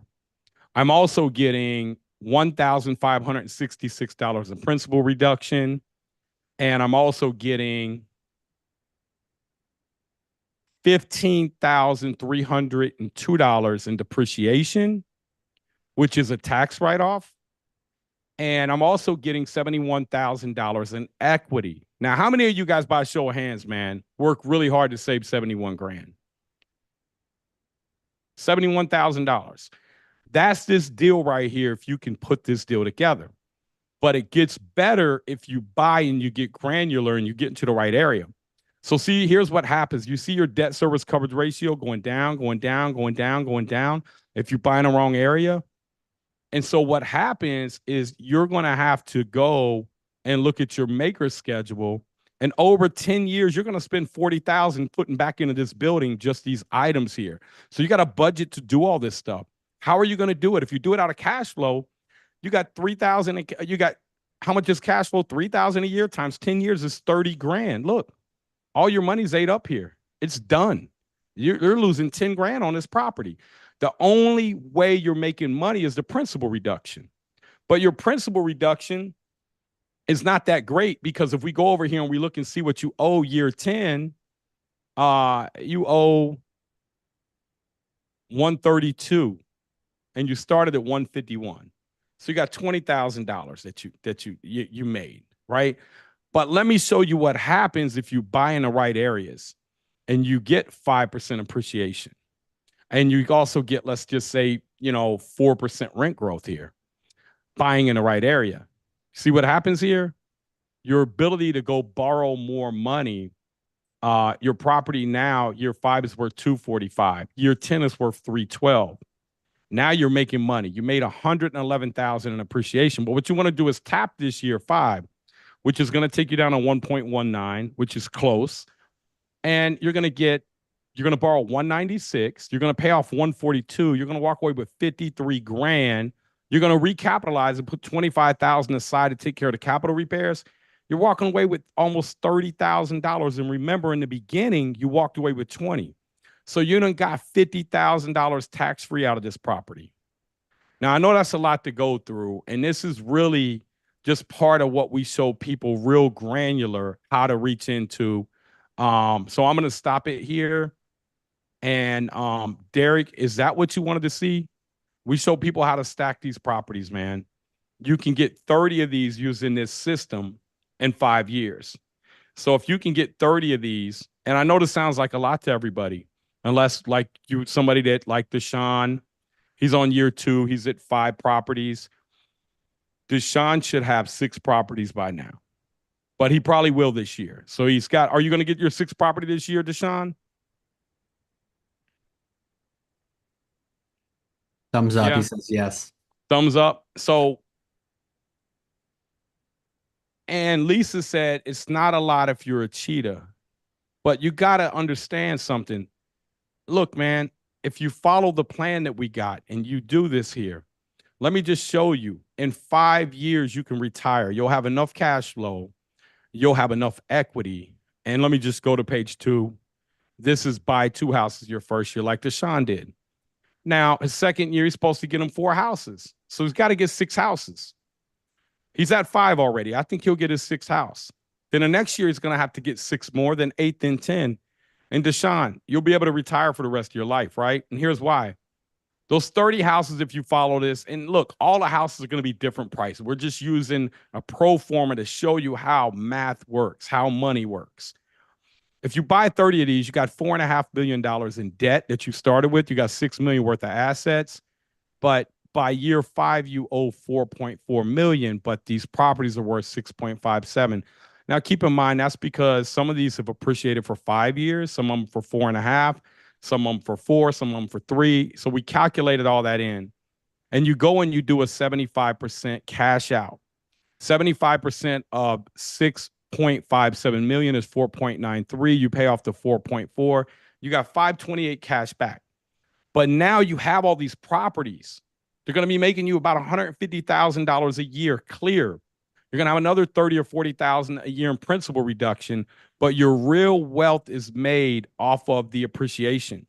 So now these properties are going to go from 6.5 to 8.39. You're going to go do another cash out refi. You cash out the rest of your life. You live off debt because you're not paying this debt back. This is good debt. This time you're getting 6.29 back. You only owe 4.4. You're doing a 1.8 million cash out refi. And this is how I built my wealth, doing this over and over and over again. Now, for those of you that say, man, there's a lot to that, I want you to think about what your reality is. What else are you going to do with your life? You're going to work until you're in your late 60s, probably still not have enough. What are you going to leave your kids? With this system here, you will always have problems. Like today, I think last Friday night, I had a sprinkler bust in one of my hotels on a 6th floor or 5th floor in the attic. I mean, so who cares? Yesterday, we had a tornado hit a tree and knock over a porch and land on the guy's whatever. I mean, those are problems you have when you own real estate. But when you start to scale, you can afford to pay people to take care of those problems. So, that's it, man. That's how I built my wealth. That's how I showed Jirius how to build his wealth. That's how I show my students how to build their wealth. And all of them find their own path and own ways, but we give you support. This is what we do. So anybody that wants to know more about, like needs some videos to help you with this, let us know below. And if you guys are looking for a mentor, I'd love to get you guys on a phone call to see if what we do is a good fit for you as well. Donald, let's go into some questions now. Yeah, so Lisa brought Wait, hold on. Was that confusing everybody? Or did you guys follow that? Okay. So it's a lot. It is a lot. It took me 25 years to learn that. Right? And so what I do is I fast track people and really make them experts at that in 90 days. We have 4 coaching calls a week in our private group. Once you're in forever. We have city groups all across the country. We have online community. We have yeah, Lisa says it's math. Math doesn't lie. I mean, we can lie about the math, but you know, Andrew, that's why, man, wanted to take my time and break that down for you, brother. I don't want you to go down a path and buy the wrong deal. 100%. Yeah, and earlier too, I mean, for a lot of you who, man, you go like, this is a lot, or Nate breaking down numbers. I remember the first time he broke down numbers to me, I was like, whoa, you know, it was a little bit of blowing me away. But I want to just give a shout out to everybody on the Zoom tonight. At the very beginning, when Nate and Jirius were saying, man, hey, turn on your video, a bunch of you were like, I can't, I'm at work. And so, but a lot of you are like, hey, I want this. I want this financial freedom. I want the ability to fire my boss. I want to be able to eventually get out of my W-2 and take control of my life. And so going to these lives, guys, we do this every Tuesday night. Somebody was also asking about how to talk to sellers. Jirius Thursday nights at 6:30. No. He's going to be doing that at 12 o'clock noon. He moved it, so 12 o'clock noon. Awesome. Yeah, because he's coaching. He's coaching football teams, so he had to move that to noon. Got it. So it's this week that it switched to noon? I think so, I right? think so. Yeah. Yeah, I think it did. So that's noon on So you Thursday. guys can use this same Zoom to get on that, and he's gonna show you guys how to get property. I know he jumped out of here and he was gonna do a call for Lisa. I don't know if he's back yet. Right? I'm not sure if he is yet, but if not, like if you Lisa, if you come on Thursday, he'll take care of you. Okay, let's do a couple questions. So Dana says, I'm 57 and starting with $0. Is this achievable with someone starting so late? I mean, I'm going to tell you guys when it's too late to start is when they throw the dirt on top of your casket. Like literally. You know, I've seen people like it doesn't matter your age. I went bankrupt 11 years ago and I had no credit. I had no money. I had no tax returns, but I had a lot of skills. Unfortunately, or fortunately, I say, I didn't understand what I showed you guys tonight. I didn't have a roadmap. I just was buying stuff, like randomly buying stuff. And so I just didn't know. I was like, oh, this is a good deal. Like, why? I don't know. I had no idea. And so I went bankrupt because I was all over the place. I was listening to poor people. I was listening to my financial consultant. And, you know, financial consultants are for people who want to build wealth over 40 years. He was telling me I was making so much money, Nate, you need to diversify. So I went and bought a junkyard. I went and got industrial buildings. I went and had a construction company with all this equipment. And then the recession came. And I didn't have a laser-like focus, which is what I tell my students, man. And what I'm going to be speaking about the next time I meet up with them is having a laser-like focus. One of our students just bought a property for $450,000 this year, and she just got an offer on it for $1.3 million. Now, she became a millionaire in her first year in the academy, never did a property before. And, you know, she's a stay-at-home mom. But she uses the systems, right? She uses the systems in place. She uses our spreadsheets. Like she uses that to do her deals. And she doesn't vary away from them because she feels like it's a good deal. We put it in here. The numbers don't lie. And, you know, if you go against the numbers, then you're cheating yourself. But I'm not here to pay the owner what they think it's worth. I'm here to pay what I know is a good deal for me. Right? And so you got to find the right owner. And we show you guys how to do that too. And that's that 12 o'clock call. Jairus is going to dig more into that, how you can find them off-market deals. Lisa Crowder actually said, looking at these numbers, many are less than what I would have to pay in my market. You mentioned it's knowing how to get the repair costs down. I'd love to understand how you do that without starting my own construction company. What market are you in? I mean, I could pay more than that in my market too. Right? Knoxville, Tennessee. Nah, not Knoxville. You should be able to get them down there. We got a city. We got a group down there in Tennessee. We got a vendor list. And so it's about understanding what they're doing. Like you're not calling a company out of the phone book. You're calling the subcontractors or the guy that's working and wants to make a couple thousand a week. That's the guy you're calling. They can make $100,000 a year working off these numbers. But what we do for our vendors, we want to control the materials. So we don't let them order materials. We don't give them draws. We don't give them checks. We get everything lined up at the job. So there is a little bit of GCing on your behalf, Lisa, but you know enough about this to be able to order and get the material list together. And then it's just about you managing and scheduling. And on tomorrow's coaching call for all of you in the academy, I'm going to be going through, and my son, his first deal, he's going to go through and he's going to put together the cost of the renovation, which he already did, in this sheet here, which he already has. And then we're going to schedule it out. We're going to show you how quick you can do this if you schedule it out using the critical path method. Yeah, we have a group in Orlando, Rob. Steve Duran's asking, what do I need to do in order to find 3 good distressed sellers every month? If I can do 2 wholesales in the next 2 months, I can make an extra 20 to 50K. So finding the deals are not super hard. And Jairus is going to show you that. Jairus has systems set up to go out and go fishing for him, where he doesn't have to do that. So Jairus is going to show you that. He's a lot better. He's done 1,000 wholesale deals. I haven't.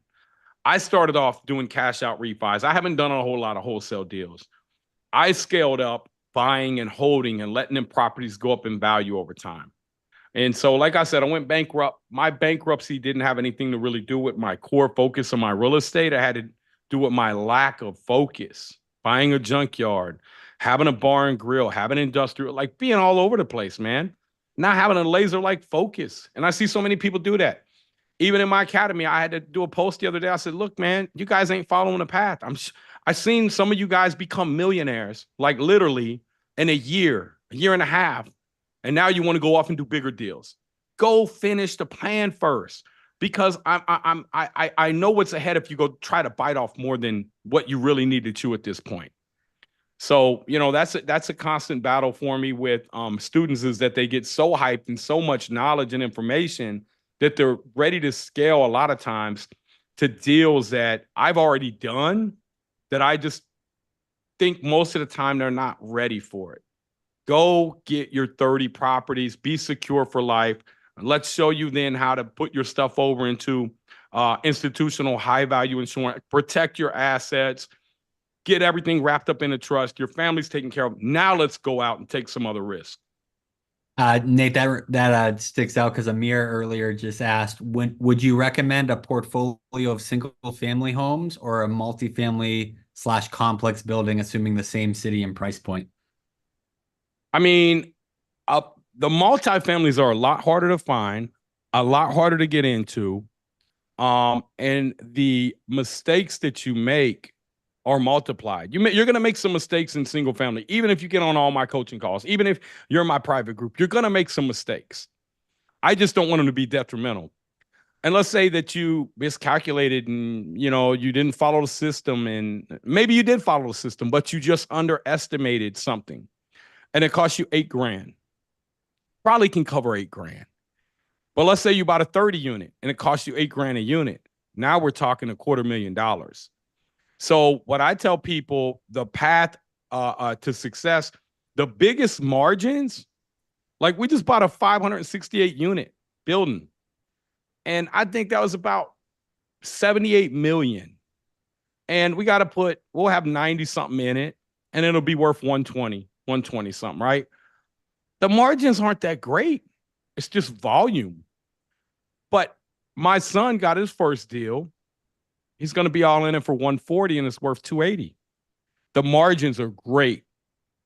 There's so many more distressed single family homes out here, or 2 units or 3 units or 4 units. Yeah, you can do that, but don't go out here and try to bite off too much. Now, you may be a banker. You may have millions of dollars in liquidity. You may understand banking at a different level than most people. And maybe that's something that you want to explore. And this will give you a foundation. You know, what I teach, what I mentor people on, to give you a foundation to show you how to scale to that too. But you know, really what I tell people is, if I could show you how to be a multimillionaire in 5 years and retire, why would you want to deviate from that plan? Don't deviate from it. Just go do it. It's doable. Then you can go to college if you want. Then you can go start buying bigger units. But get your base covered, because that 20 or 30 unit is going to need something. You know what it's going to need? Your time. And if you don't have time to give, because now you're working your W-2 and you don't have time, then the whole deal falls apart. Single family home, a little easier to manage, you know. And as you start to scale up, you start to learn things that even I can't teach you, no matter how good of a mentor I am. There's going to be things that you're going to learn on your own. We'll do a few more questions. Yeah. And hey, guys, I just want to say thanks for hanging in. And again, man, I don't even know how long we are in, but I still got some cigar left. But, you know, it's supposed to be an hour. And look, man, we still got 80 people. We got people on YouTube. We got people on Instagram watching. And we still got a ton of, and on Facebook. And, man, I just want to say, look, man, the commitment that you guys got to even stay on a call, and after I rambled, because that's some deep stuff that I just went through. Mm-hmm. And don't worry about it if you didn't get it. This isn't something you should get in a call. This isn't something you should even get in a week or 2 weeks. This is something that we break down very granular and walk you through the whole process. And you know, we got like a lot of free trainings out here. videos I created for people who aren't looking for a mentor. But if you're looking for a mentor, we got accountability coaches too. We walk you through the whole process and make sure that you have what you need. But you got to show up. We can't do the work for you.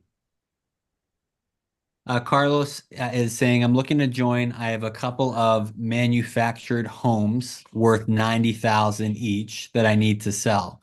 Would you guys recommend BRRRR with new construction? And will there be support for this use case? I mean, that depends, man. If you could build them for 200,000 or worth 600,000, hell yeah. But if you're building them for 200,000 or worth 250,000, and let's just say you build them for 200 and they're worth 600, and in 5 years they're going to be worth 400. The answer is no. Depreciating asset, right? You would probably just want to sell them off and get the cash out. But the cash doesn't lead to you getting any closer to retirement, because now you got a depreciating asset, which is cash. Now you have to go redeploy it, go put more time in to own assets. And that's the hardest part, is getting these things onboarded. Anybody that's owned property, the hard part is getting up and running, getting them done, and then getting them into service. Then you're like, I don't want to sell them. I put all that work into them. I ain't trying to sell them and make 50 grand. Man, I'm trying to hang on to this thing and let it pay me the rest of my life. So building is a lot harder than buying existing. There's all kinds of stuff that you don't even know about yet, that I don't even know about. We don't know if the neighbor's going to say, no, we don't want them building there. He's blocking my view. We don't know if somebody's going to come and say, hey, that's my property line. Or, the city says, hey, man, look, you bought the land already. Sorry, dude, you can't tie into our public sewer. If you can, it's this much money. There's so much to it. Chasing them deals down to the easy, low hanging fruit. Do the thing that's already there, up and running. All you got to do is clean the building up. Caleb asked, so for someone trying to start, this is a lot to soak in. I'm trying to get my first duplex within the next year or so. I want a house hack. Would you say that is a good place to start? I wanted financial freedom since I was very young. Yeah. How old are you? Caleb Howard, yeah, he said, I feel like my life was meant for more than a 9 to 5. Oh, dude, everybody's is, man. They've indoctrinated us to think that, we're all robots and we're just going to work till we're, till we can't work anymore, honestly. He's Because I see 21. people, 21, dude, go house hack. You're going to get in the property. Matter of fact, where are you at, Caleb? I'm about to find you some money. Texas. He also said, is it possible? No, what part of Texas, brother? Like what city?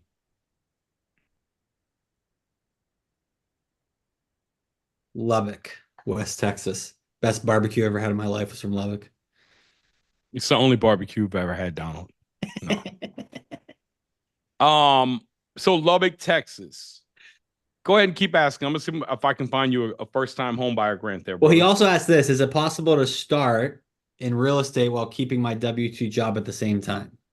Yeah, absolutely. You're gonna have to, man. You can't just quit your job that's bringing you income. The reason I tell you guys, like you want to have a path to get out of your W-2. If not, you're trapped for your whole life, because they're going to give you a 3 or 4% raise every year, but inflation's 3, 4, 5, 6%. So every year, the amount of things you can afford, even though you get a raise, it goes down.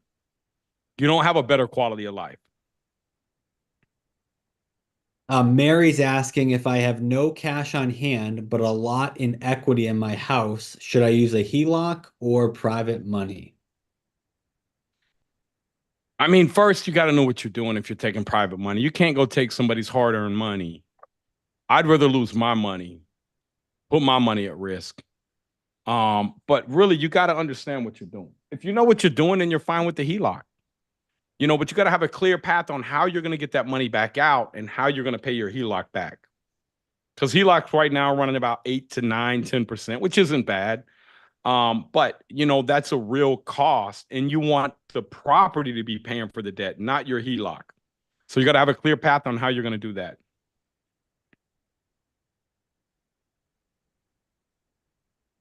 Craig says, I have a town home with 250,000 in equity that I rent out.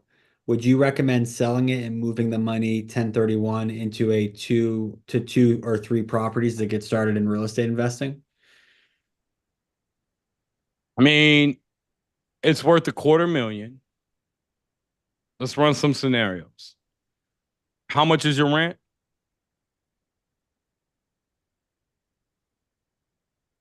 Craig, how much is your rent?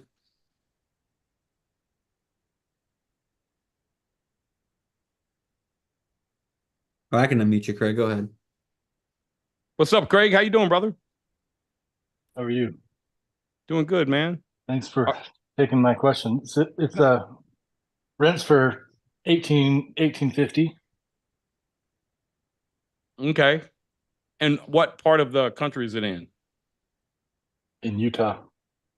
Okay. And so let's say that the appreciation out there is 5% a year. That's $12,500 you're making a year. It's going to go from 250 to 262.5. Then it's going to go from 262.5 to 273, 274, right? So how much do you owe on it right now? So it's worth about 360 right now, and I owe about 90. Oh, you got $250,000 in equity. Yeah, equity. Yep. Okay, so you're getting some tax benefits out of it, right? Yeah. But you're not getting much cash flow because you got to pay the HOA fee. I get about, I have HOA. I get with the mortgage. I mean, it's a property that I bought when I first got married. I lived in it, so I've had it for a while. So Yep. So you've seen it go up in value, right? Oh yeah, it's gone up pretty good. And so the name of the game is to control assets that are going to go up in value. If you could get $10 million worth of assets going up 5% a year, that's extra $500,000 you're making in appreciation. So the goal is really, how do you tap your equity? You could go do a cash out refi, but you probably got a really good rate on it. Yeah. Right. Yeah, I do. So your cash flow is not great. So something to be worth 360 and you're only getting 1850. The cash flow is probably about 800. Okay, but you're basically, you got $250,000 a year making you 9,600, which is about a 4% return. Then let's say you're getting 5% appreciation. Okay, that's a 9% return. Your money's not doing much for you. Inflation 6%. You're making 3% on your money over there. Okay, does that make sense? Yeah. Yeah. So let's say you could redeploy that $250,000 into some down payments on a couple properties in Burham. Do you know how to BRRRR? I'm learning.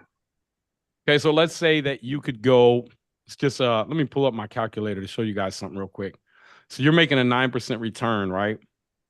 Now, let's just say that we go over here and we take this $250,000 out, okay? We take the $250,000 out, we go buy, let's just say $1 million worth of real estate. And I know you're not going to do this. It's too, but I'm using this number to show you.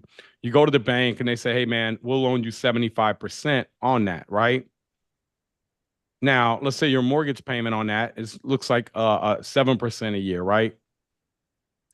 So that's $52,500. However, the $1 million in asset that you have is bringing in, let's just say 8% a year, right? So now you got 80,000 minus your 54,000. Okay. So that's your new cash flow is 26,000 instead of your 800, 9,600. Now you have $1 million also worth of assets. Plus, let's say you got $1 million worth of assets. What do you want? What do you want that to go up 5% a year? Think that's good? Utah's kind of booming. Let's say you hang on to it for 5 years. Look at this here. It's worth 1.276. But if you can do the BRRRR method, you can push the value of that thing. Let's say you can push it to, let's say that you can push it, the value of it by 25%, just by doing some renovations on it, right?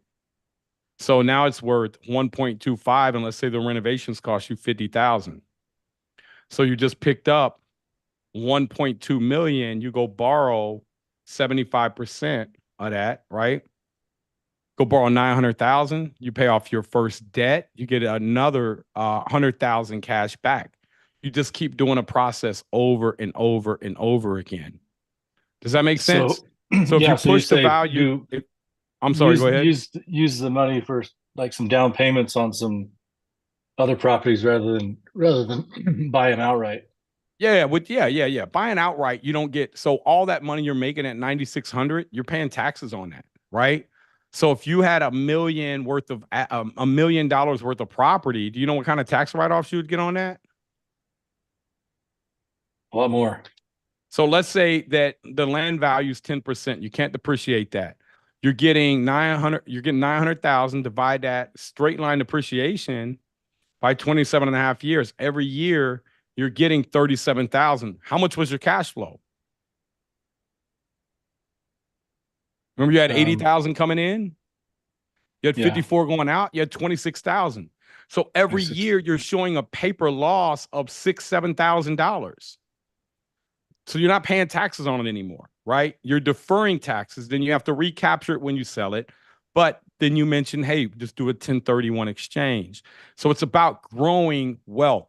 So here, if you're struggling with money, let's just say you had $100,000 and you borrowed the money from the bank at, let's just say 7%, and the asset was making 9%. You're making a 2-point spread on the bank's money, right? Yeah. Okay, so, and it's going up 5% a year. What are you making on that a year? You're making 7%, 2% cash, 5% appreciation. You're making 7,000 a year, right? Now, let's say you had $1 million and you did the same thing, $1 million in debt. I mean, $1 million in assets times 0.07. Okay. Now, let's say you had 10 million times this by 10. Now you're starting to make money. You got 700,000. Now, let's say you're making $700,000 a year. Let's say that you scale up and you get 100 million in debt. That's $7 million a year you're making, right? So the whole system here is designed to really devalue the dollar. And as it devalues the dollar, I don't know how much money they've printed since we've been in here, but it's been probably $100 million, maybe more, right? And then if you go down in here and you look at this, our money supply, look at this. Our money supply is going up. Our M2 money supply. How's that going up? They're devaluing the dollar. As they devalue the dollar, you don't want cash. You want debt. Because debt, putting the right type of assets, is how you get wealthy. Does that make sense? Yeah. Thank you. I know it's not that easy to comprehend because we've been taught our whole life that debt's bad. We've been taught to save money. But ultimately, the people who save money and stay out of debt, they work until late in their 60s. And then they still worry about money. They get a couple $1,000,000 and they worry about hanging on to it. If you want to create wealth quick, you have to use debt. Right? So debt can be your best friend. Aaron said, yeah, we'll do two more questions, guys. I know it's getting a little bit late. Aaron says, how do you find first-time buyer grants? But look them up. I found one for the guy in Lubbock, Texas, too. You're gonna want to go to tsahc.org. Home down payment assistance for the Texas Panhandle. Are you eligible? You got to do eligibility. You need a 620 credit score. I don't know how much money it is. I'm trying to see how much this is, but I find these all the time. They're anywhere. The lowest I've seen is 14,000. The highest I've seen is 100,000. This is free money. These are grants that are totally forgivable for first-time home buyers. There's one in Dallas for 60,000. There's one in Houston for 50,000. I did a video on Instagram. I do these all the time and show people how to get it, where to go to apply. It's free money, man. So when you're young, you're 21 years old, your credit's 730, you're good, brother. Just you want to look at your affordability and if you're making too much, right? Here it goes, Caleb. It is and there may be a different one. It's Texas State Affordability Housing Corporation, tsahc.org. Okay. So they're all over the place. So that's how you find them. You just Google them. First time home buyer grant, put the city in and look for the .orgs, not the .coms. The .coms are going to try to get your information so that you can apply for a mortgage with them. Um, All Alazar says, when wholesaling, how do you know the right price to offer? That spreadsheet that we got, it just showed you. It showed you the spread. You got to know how to do the construction. You know what it's going to cost. You know what the investor's looking to get. You know what kind of return the investor's looking to get. You back into the number. You see how big of a spread. The bigger the spread is, the more the markup is you can put on there. You may be able to put 3,000 on it. You may be able to put 30,000 on it. You know, it just depends on your strike price with the seller. And you guys may be saying, well, how do you get deals? And man, some sellers don't want the house. Sometimes they don't want the house. They don't want the house. I mean, I get them all the time, man. Chris Hall saying, what are some of the best conversational tips you use to find or know when you're speaking to a motivated seller? Well, quite honestly, you can't say the wrong thing to the right person. So let's just say you call and you screw the call up. But this person's getting city fines, they're behind on their taxes, and they just said, Lord, please, I need to get rid of this house. And you call them the next day or the next week. You're the answer to their prayer, right?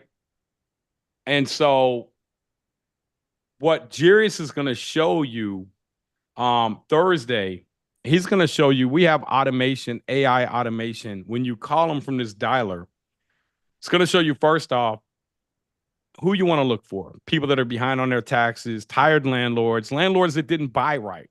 They're not buying like what we're showing. These properties are a headache to them. They may have bought them 15, 20 years ago for 100 grand. They may be worth 400 now. But they may just be saying, man, if I could get 150, 200 and get out, right? Because they may not know what it's worth. Or they may not even care. They're old. Their health is bad. They're just ready to get the hell out of the game. And so when you call them, it's going to tell you what to ask. If you don't know, AI is going to tell you. And then as they talk, it's going to interpret what they said, and it's going to tell you how to respond. All you do is read off the screen, right? It's coming up with the script as you're having a conversation with them. And Jairus is going to show you guys how to go through and do that, right? Dominique, what's up, girl? How you doing today? Yeah, Dominique was just at the meetup. She's in our Cincinnati group. Hey, come on, man. Let's do one more question. And hey, anybody that needs some video trainings on this, just say video below. If you guys want to hear more about our mentorship to see if it's a good fit for you too, just say mentor below and we'll have somebody reach out to you guys. And if you need a video, tell us what you guys are struggling with. And because I create different, I just sit out here sometimes, man. In the middle of the day, something comes to my mind. I'll create a Loom. I'll create a video to show you stuff like this, get a little bit more granular. This year, I just try to cover everything so you guys can get an understanding of how you build wealth in real estate. But this isn't going like the spreadsheet I went through earlier. I have probably 20 different videos that walk you through each step. So you just go do it. And then you do your homework. Right. So you become an expert at doing that spreadsheet. We'll do two more because the first one will be pretty quick. Samuel asks, are mobile homes and condos good for BRRRR? Mobile homes, I'm not a mobile home expert, to be honest with you, but I know that they're a little harder. They don't really typically go up in value, so I wouldn't buy them. I would maybe buy a mobile home park because a mobile home park, I'm not really buying the mobile homes. I'm buying the cash flow off the lots, and the lot rent's going to continue to increase theoretically. And condos can be, again, it's all about the appreciation. You seen who was that? Was that David that was just on a call? He bought one for what, 100 something grand. It's worth 360 now. So certainly they can be, but it's all about knowing what area to buy in and what the demand drivers are and what the future demand is going to look like, what the future rent's going to do, what the future price is going to do. You have to learn to forecast what's going to happen in the future.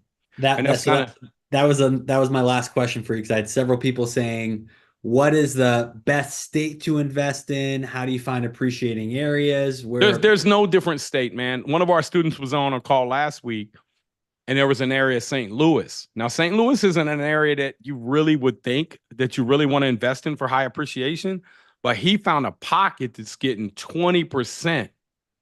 And so we dug into it, and then we found out why it was getting that. I was like, holy crap, dude, that's a gold mine.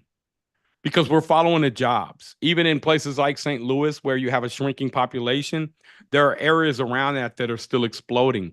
And then when they explode, you want to link that to why they're exploding. And then when you can find a tech center or something that is the future, and then you can say, boom, that's why it's exploding right there. Then you found your area. You're gonna buy this area. It's just you're coming in before Whole Food gets there. You're coming in before Chick-fil-A gets there. And then you're just gonna sit back and wait. Just collect your money, value goes up. Go do your refis, go buy more. Yeah, for those of you who ask for more information, our team will private message you and shoot you a text with more info about the academy or those free videos. David says, I am 21 years old from Cleveland, wholesaled my first house at 18.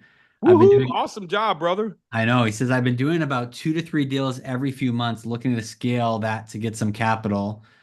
I'm looking to hold and do some flips and find the deals. Just need a good lender. What are your thoughts in my situation? Well, I don't know a lot about your situation other than, you're young, you're ambitious, you're obviously entrepreneur, you're a go-getter. Cleveland is one of those areas again where you have to be in the right neighborhood because Cleveland was a blue collar town. It never really changed over. The population in most of Cleveland is still shrinking. They haven't done a real good job of bringing a lot of industry in there, but it is a good town. It's up there on Lake Erie. It's got it's got 2 sports teams. It's got some good demand drivers. But if you find the right pocket, the right area, use your skills to find a deal and buy and hold your first one. Because all them houses that you're flipping, you're letting somebody else is making money off of them. You're making money off of them too. But, if you're flipping properties and you're really good at it, you should be making 6 figures a year easy, really. And so scale that part up, but that's a grind. That's a mental grind because you're getting this cash and it's all taxable income. Start to go get you some assets and understand how the tax code works to your advantage as an investor and buy those areas that are going to go up in value. And you're young enough at 21, you do this 25, 26, 27 years old, you could have enough money to retire. And when I say enough money to retire, guys, I'm talking, 12, 15,000 a month in passive. I'm not talking like $1 million a year.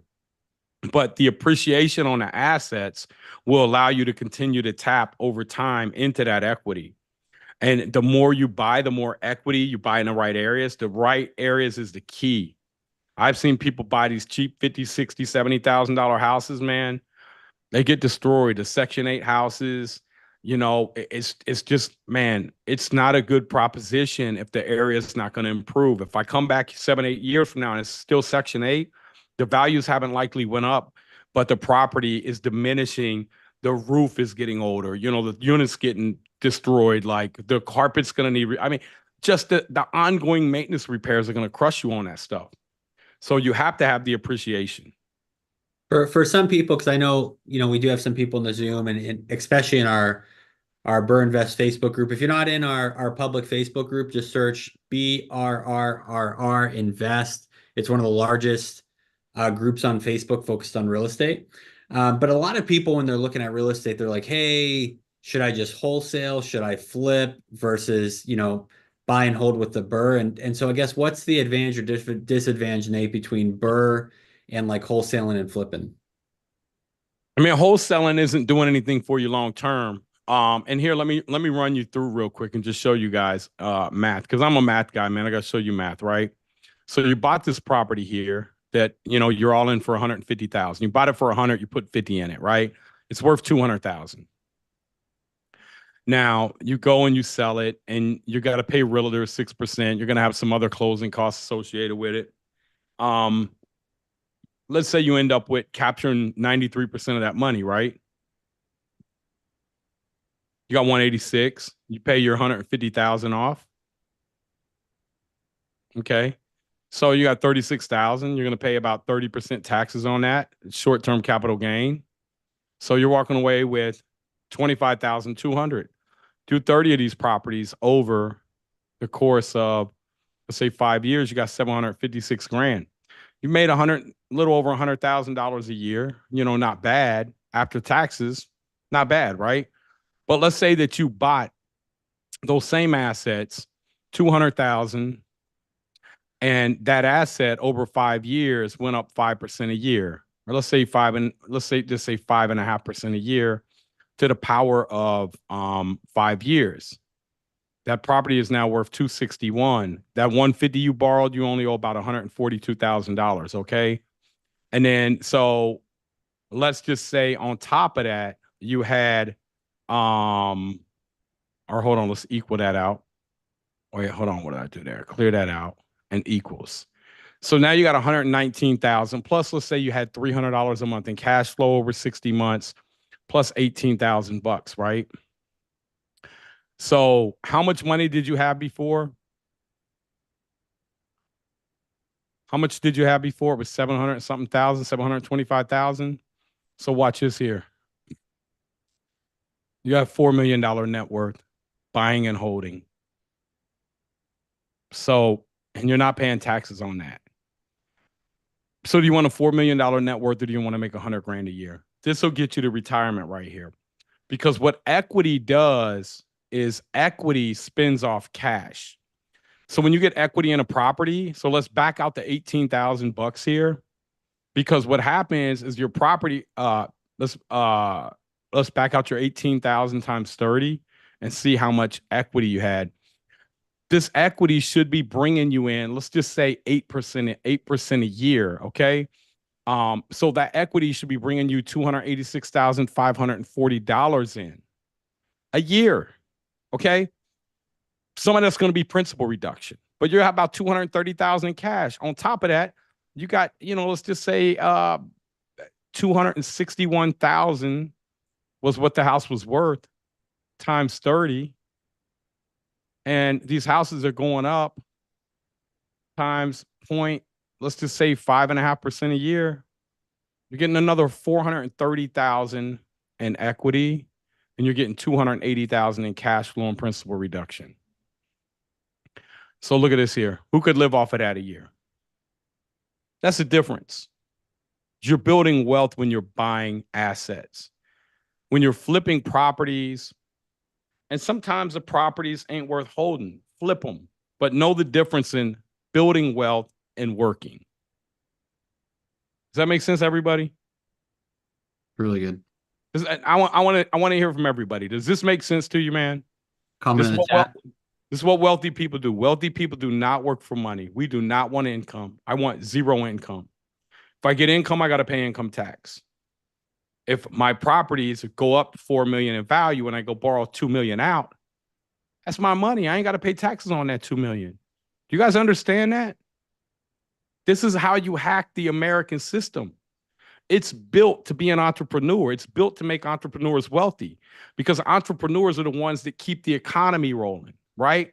Working people just work the system that the entrepreneurs build. So you gotta, you want to get wealthy, you gotta learn the rules of the game. We're playing Monopoly, man, but they teaching you in school a lot of times chutes and ladders, and then they throw you on the Monopoly board and you wonder why you failing. That's why I'm on this call with you guys. Plus, I like hanging out with y'all and having my little cigar every Tuesday night. So this is the last question of the night. Saying in that, Andrew says, Nate, what cigars do you smoke? Man, I got a big humidor in there with about 500 cigars. Whatever I go in there and I feel like, whatever, like I like Atabes, I like Monte Cristos, I like Padrones, I like Cohibas, and just the basic stuff, man. I mean, sometimes I'll get, I go over there, my buddy has $100 cigars he gives me all the time. Davidoff's. I don't do like I just ones that have good taste, So this is a Carrillo right here. This is a good Dominican cigar right here. Oh, did you give me context on that one, Nicholas? Hold on. Nicholas was asking. Okay, I want you to speak to this, Nate, and we'll end with this one. But guys. Atabes are really good. I like Atabes. They're hard to find though. Nicholas says, Nate, what's your take on owning franchises like restaurants or businesses like that? I mean, my take on them is if you're really good at doing that, that's cool. But I just look at it as another job, You run a franchise, you're gonna make, 80 to 120,000 a year, unless it's like construction related. But if you're gonna scale it and turn it into a franchise and sell off the franchise for, $100 million, then that's probably good. But if you're just gonna do a franchise and you got to be in there working all the time, then it's really just a job. Yeah. But if you can set up like go buy a franchise like a Chick-fil-A, I think they make on average about $200,000 profit for running those, and you get 3 or 4 of them, you're making good money. But I just don't like restaurants, man. You mess up people's food and you mess up a construction project, man. You can fix it before anybody walks through it. Well, and to give some context too, guys, like, with some of Nate's network and even in our private community, I mean, we have people in the medical field, lawyers, and they're like, and some people have their own practices, their own businesses, and they're Yeah. slave to their business. It's become a Yeah. junk. It's taken over their life. Doctors in our community, we got lawyers, we got business owners, we got tech startup people. But the one thing in common is that they all understand the benefits of real estate long term, Mhm. and that even though some of them may make, $500,000 or $1 million a year, they still have to go into work every day to continue to get that money. So they're after the passive income that real estate brings in. And they're after the tax benefits that real estate brings in. So with real estate, when you're doing a BRRRR, you literally don't have any money in the deal. The bank's the only one with money in the deal. Don't tell the bank that because they'll get pissed. But there's ways to get around that too. Awesome. Well, any final thoughts, Nate, as we wrap up tonight?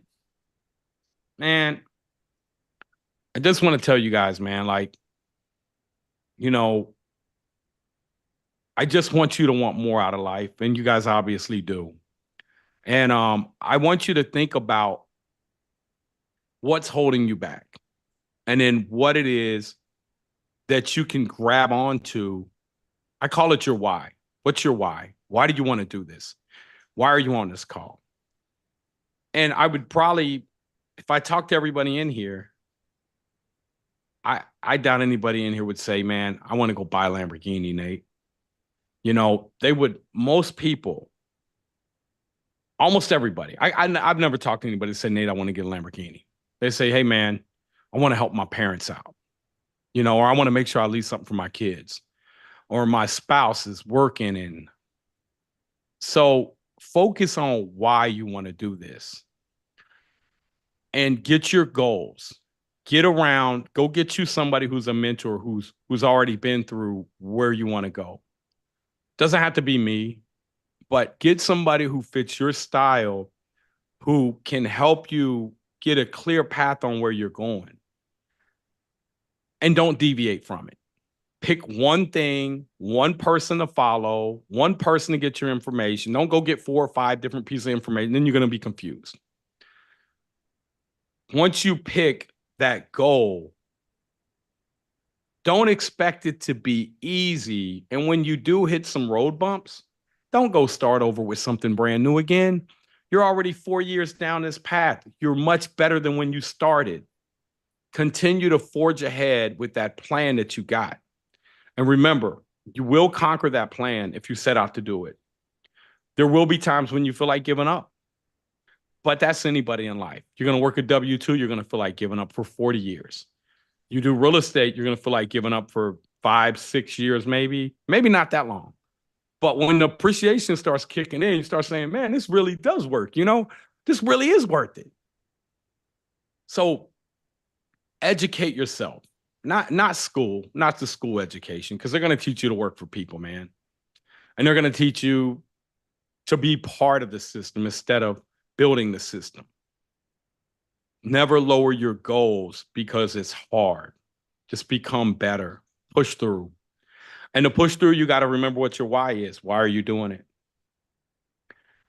Maybe you don't want your kids to have to struggle. I didn't want my kids to have to struggle. I came from poverty. I went to prison when I was younger. Even today now, my parents, I just bought my mom a new car and I helped them out, but I can't help them be financially secure because that's just not in them. Right? It's just not in them. They weren't taught that.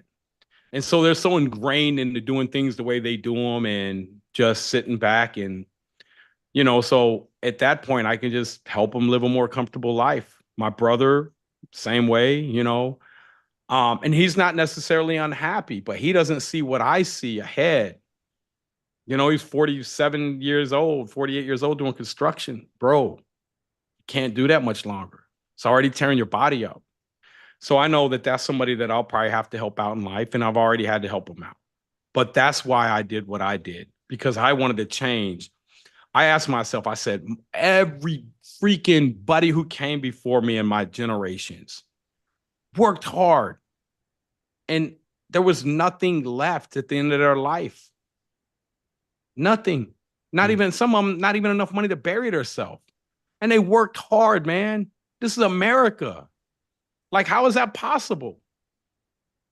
It's because we're indoctrinated to work and be consumers.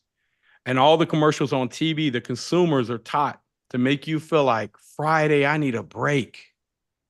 I need a break. Well, what's a break look like? Swipe your credit card, go further in debt, right? Then what? Now it starts to compound. Because why? You're on this hamster wheel chasing money every day, trading your time for money.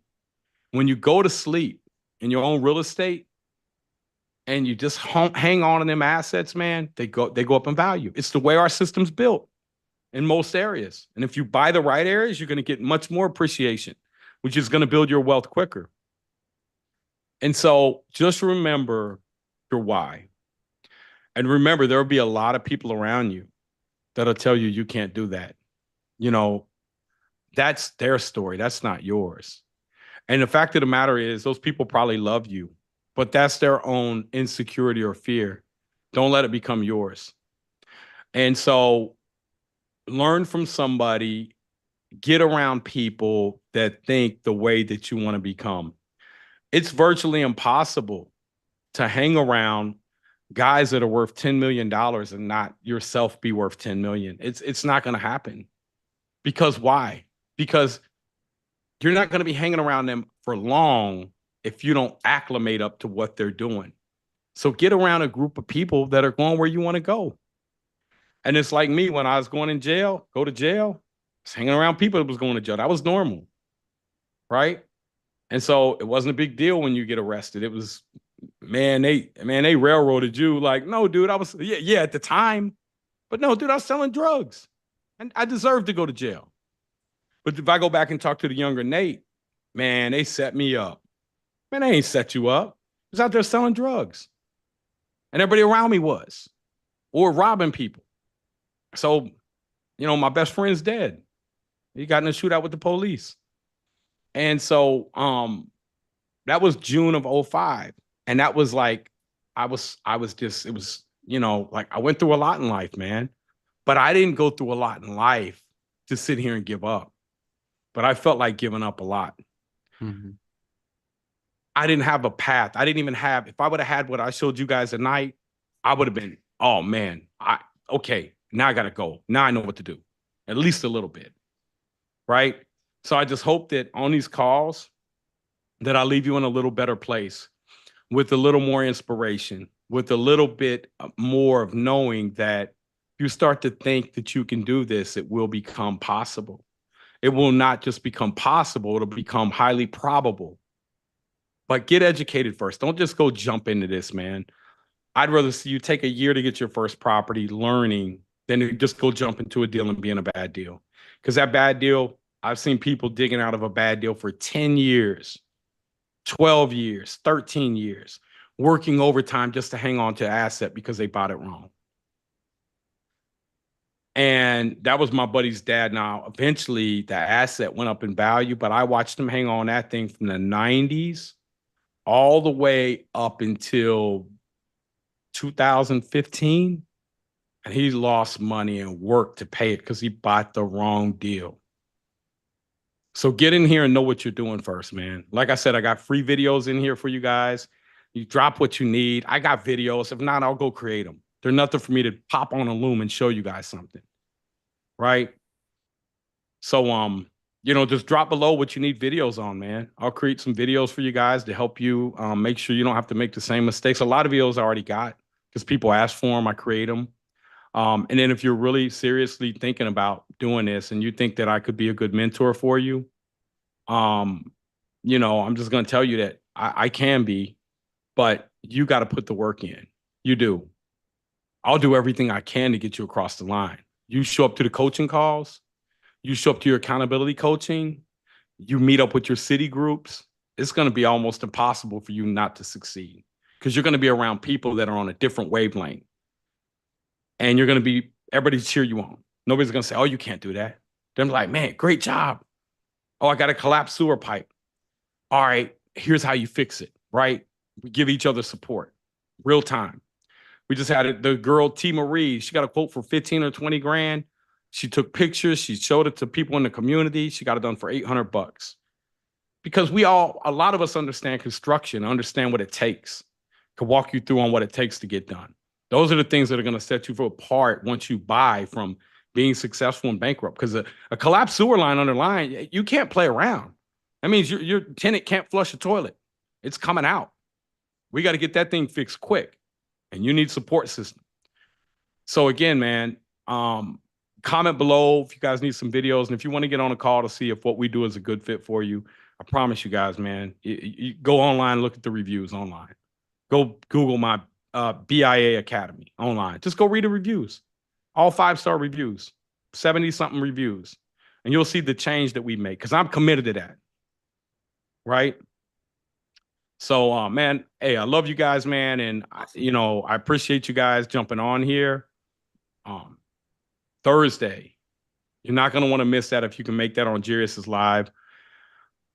I don't know what he's going to do, but he was telling me a little bit about it. I said, Jarius, just run with it, man. You know what you're doing, right? But he's excited because he's passionate. Like when you make it in life and you make enough money to live comfortable, you want to help other people out. And that's the greatest gift that you can get is seeing other people become millionaires. It doesn't help me out a lot that I did a live call yesterday. I showed my student, I said, man, here's the deal that we could make $1 million on. I could do them all day. But that doesn't fulfill me. There's not a lot of fulfillment there for me. And I know that seems weird to you guys maybe, but it just doesn't. It does nothing for me, man. And so what fulfills me is every day we talk about, okay, let's go over to student wins. Every day, student wins, student wins. Let's hear them, let's hear them, let's hear them. That's great. Changing people's lives. Changing the way that family tree is going to grow. That's what's important to me because when I'm dead and gone, 200 years from now, I know that there are going to be families out here that are changed because of the knowledge that I share with people. That's fulfilling, right?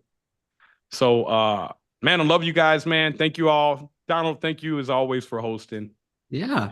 And hey, our challenge too, guys, right? Like, so Nate's vision is to create 10 million millionaires. And it's not all going to come from the academy. It's going to come from, the different content that Nate posts on social media. It's going to come from our big public Facebook group. And it's going to come from these Zoom calls. And so my challenge to you is regardless of that, right? Whether you join the academy in a year or never, man, if you really want to take this real estate stuff seriously, go through the content, go through some of the free videos, get on these Zooms every single week, because as you've noticed, if you've been here more than once, there's always new stuff that we hit on. Invite a friend. It's going to be the same Zoom link next week. We really, really want to set you guys up for success and just even send you in the right direction for your real estate goals. What's going to help you reshape your brain from all the stuff that you've been taught. A lot of it was wrong. A lot of it was to produce workers for the system in the United States. And so I got to help you uncross them wires, man. And if you get on here, it might be the second, the third, the fifth, the eighth time. Boom, one day it's just going to click. And you're going to be like, I got it. Yeah. Like it took me 8 times for you to go over just a basic $200,000 deal. Probably six times, probably 5 or 6 times. And you did the same thing in several conversations. And I finally fully grasped it, Yeah. So, Okino, you find that picture of Okino when we were at the BRRRR 360 conference. Okino was the first guy to become a millionaire. Jamaican immigrant, came to this country in 2015, and wanted to buy a house. He knew it was a way. And he said, they went and told him that he needed tax returns. So he went and got a job and worked the job, and he bought a house and he fixed it up on the side. And when he joined my mentorship, he was one of the first people to join it. And he came in town, and I had a bunch of people over. I had him in my backyard. I went and rented a bus, and I do this stuff for free a lot of times. I just bring students in town. And last one we had about 250 people in town. And we do in-person trainings. We got a cruise later on this year on Royal Caribbean. You talking about the previous year, this one? Yeah. This is right here. That's Okino, and I gave him this gold Rolex right here because he was the first person to become a millionaire in the academy. And so yeah, that was 7 months it took him. And if you ever see Okino's out teaching people how to do this now. So when I say that we are going to help 10 million people become millionaires, that's my partner Mike Ely right there too. Me and him, we came up grinding together on the right. And Mike, he teaches people how to buy hotels because we buy hotels too, and apartment buildings. But Okino has a napkin where he was just like, he calls me OG. I'm like, dang, bro, am I that old? He's like, oh, OG. And like, let's see them checks, man. What kind of checks do we got? 152 grand there. Yeah, so Keno, right there. Go back. That's me writing that down right there. Mm-hmm. He carries that around. That's when it clicked for him. That's when it clicked. And it clicked for him. He's out of Boston too, for those of you that say you can't do nothing in Boston. And 7 months after that, right there, he became a millionaire. Right? Because he understood the BRRRR at that point. And he's up in Boston. And he's a fixture of our community, and he helps people out all the time. He went down and helped one of our students out in Atlanta finish out a house. He's good with really construction knowledge, and he'll carries that around in his wallet with him right there. That piece of paper is probably shriveled to pieces now, but because that was life changing for me, it clicked. So just keep getting on these calls, man, and it'll click for you one day too, man. So. Hey, is Brandon still on here? Brandon, I hope we covered what you came for. Brandon said earlier that we're totally off track, or we are off script. But again, I don't have no script. I'm just here to Q&A and kind of show you guys the path, man. I love you guys, man. And I hope to see you guys on Jairus's call on Thursday. Thank you, Dennis. Thank you, everybody, for being on here. Again, one last time, man. Drop below if you need a video or if you want to hear more about our mentorship, get you on a call and let you know about that. Thank you too, Sean. Chris Hall video.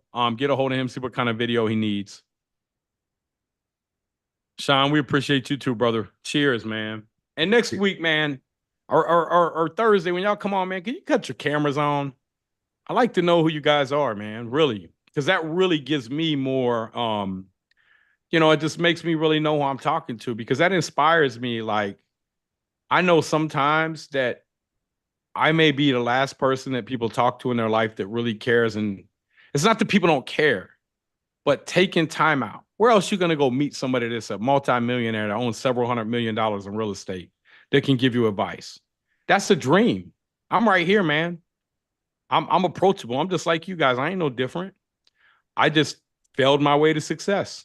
I was stubborn, very stubborn, and I didn't have a plan B, because only thing I knew how to do, sell drugs. Then I did real estate. I didn't have a plan B. There was no plan B. Plan A was plan A, and I failed at plan A. I had to keep going at plan A, right? All right, man. I'll see you guys later. Thank you, Donald, again for hosting, and thank you guys all for staying on. Have a good night.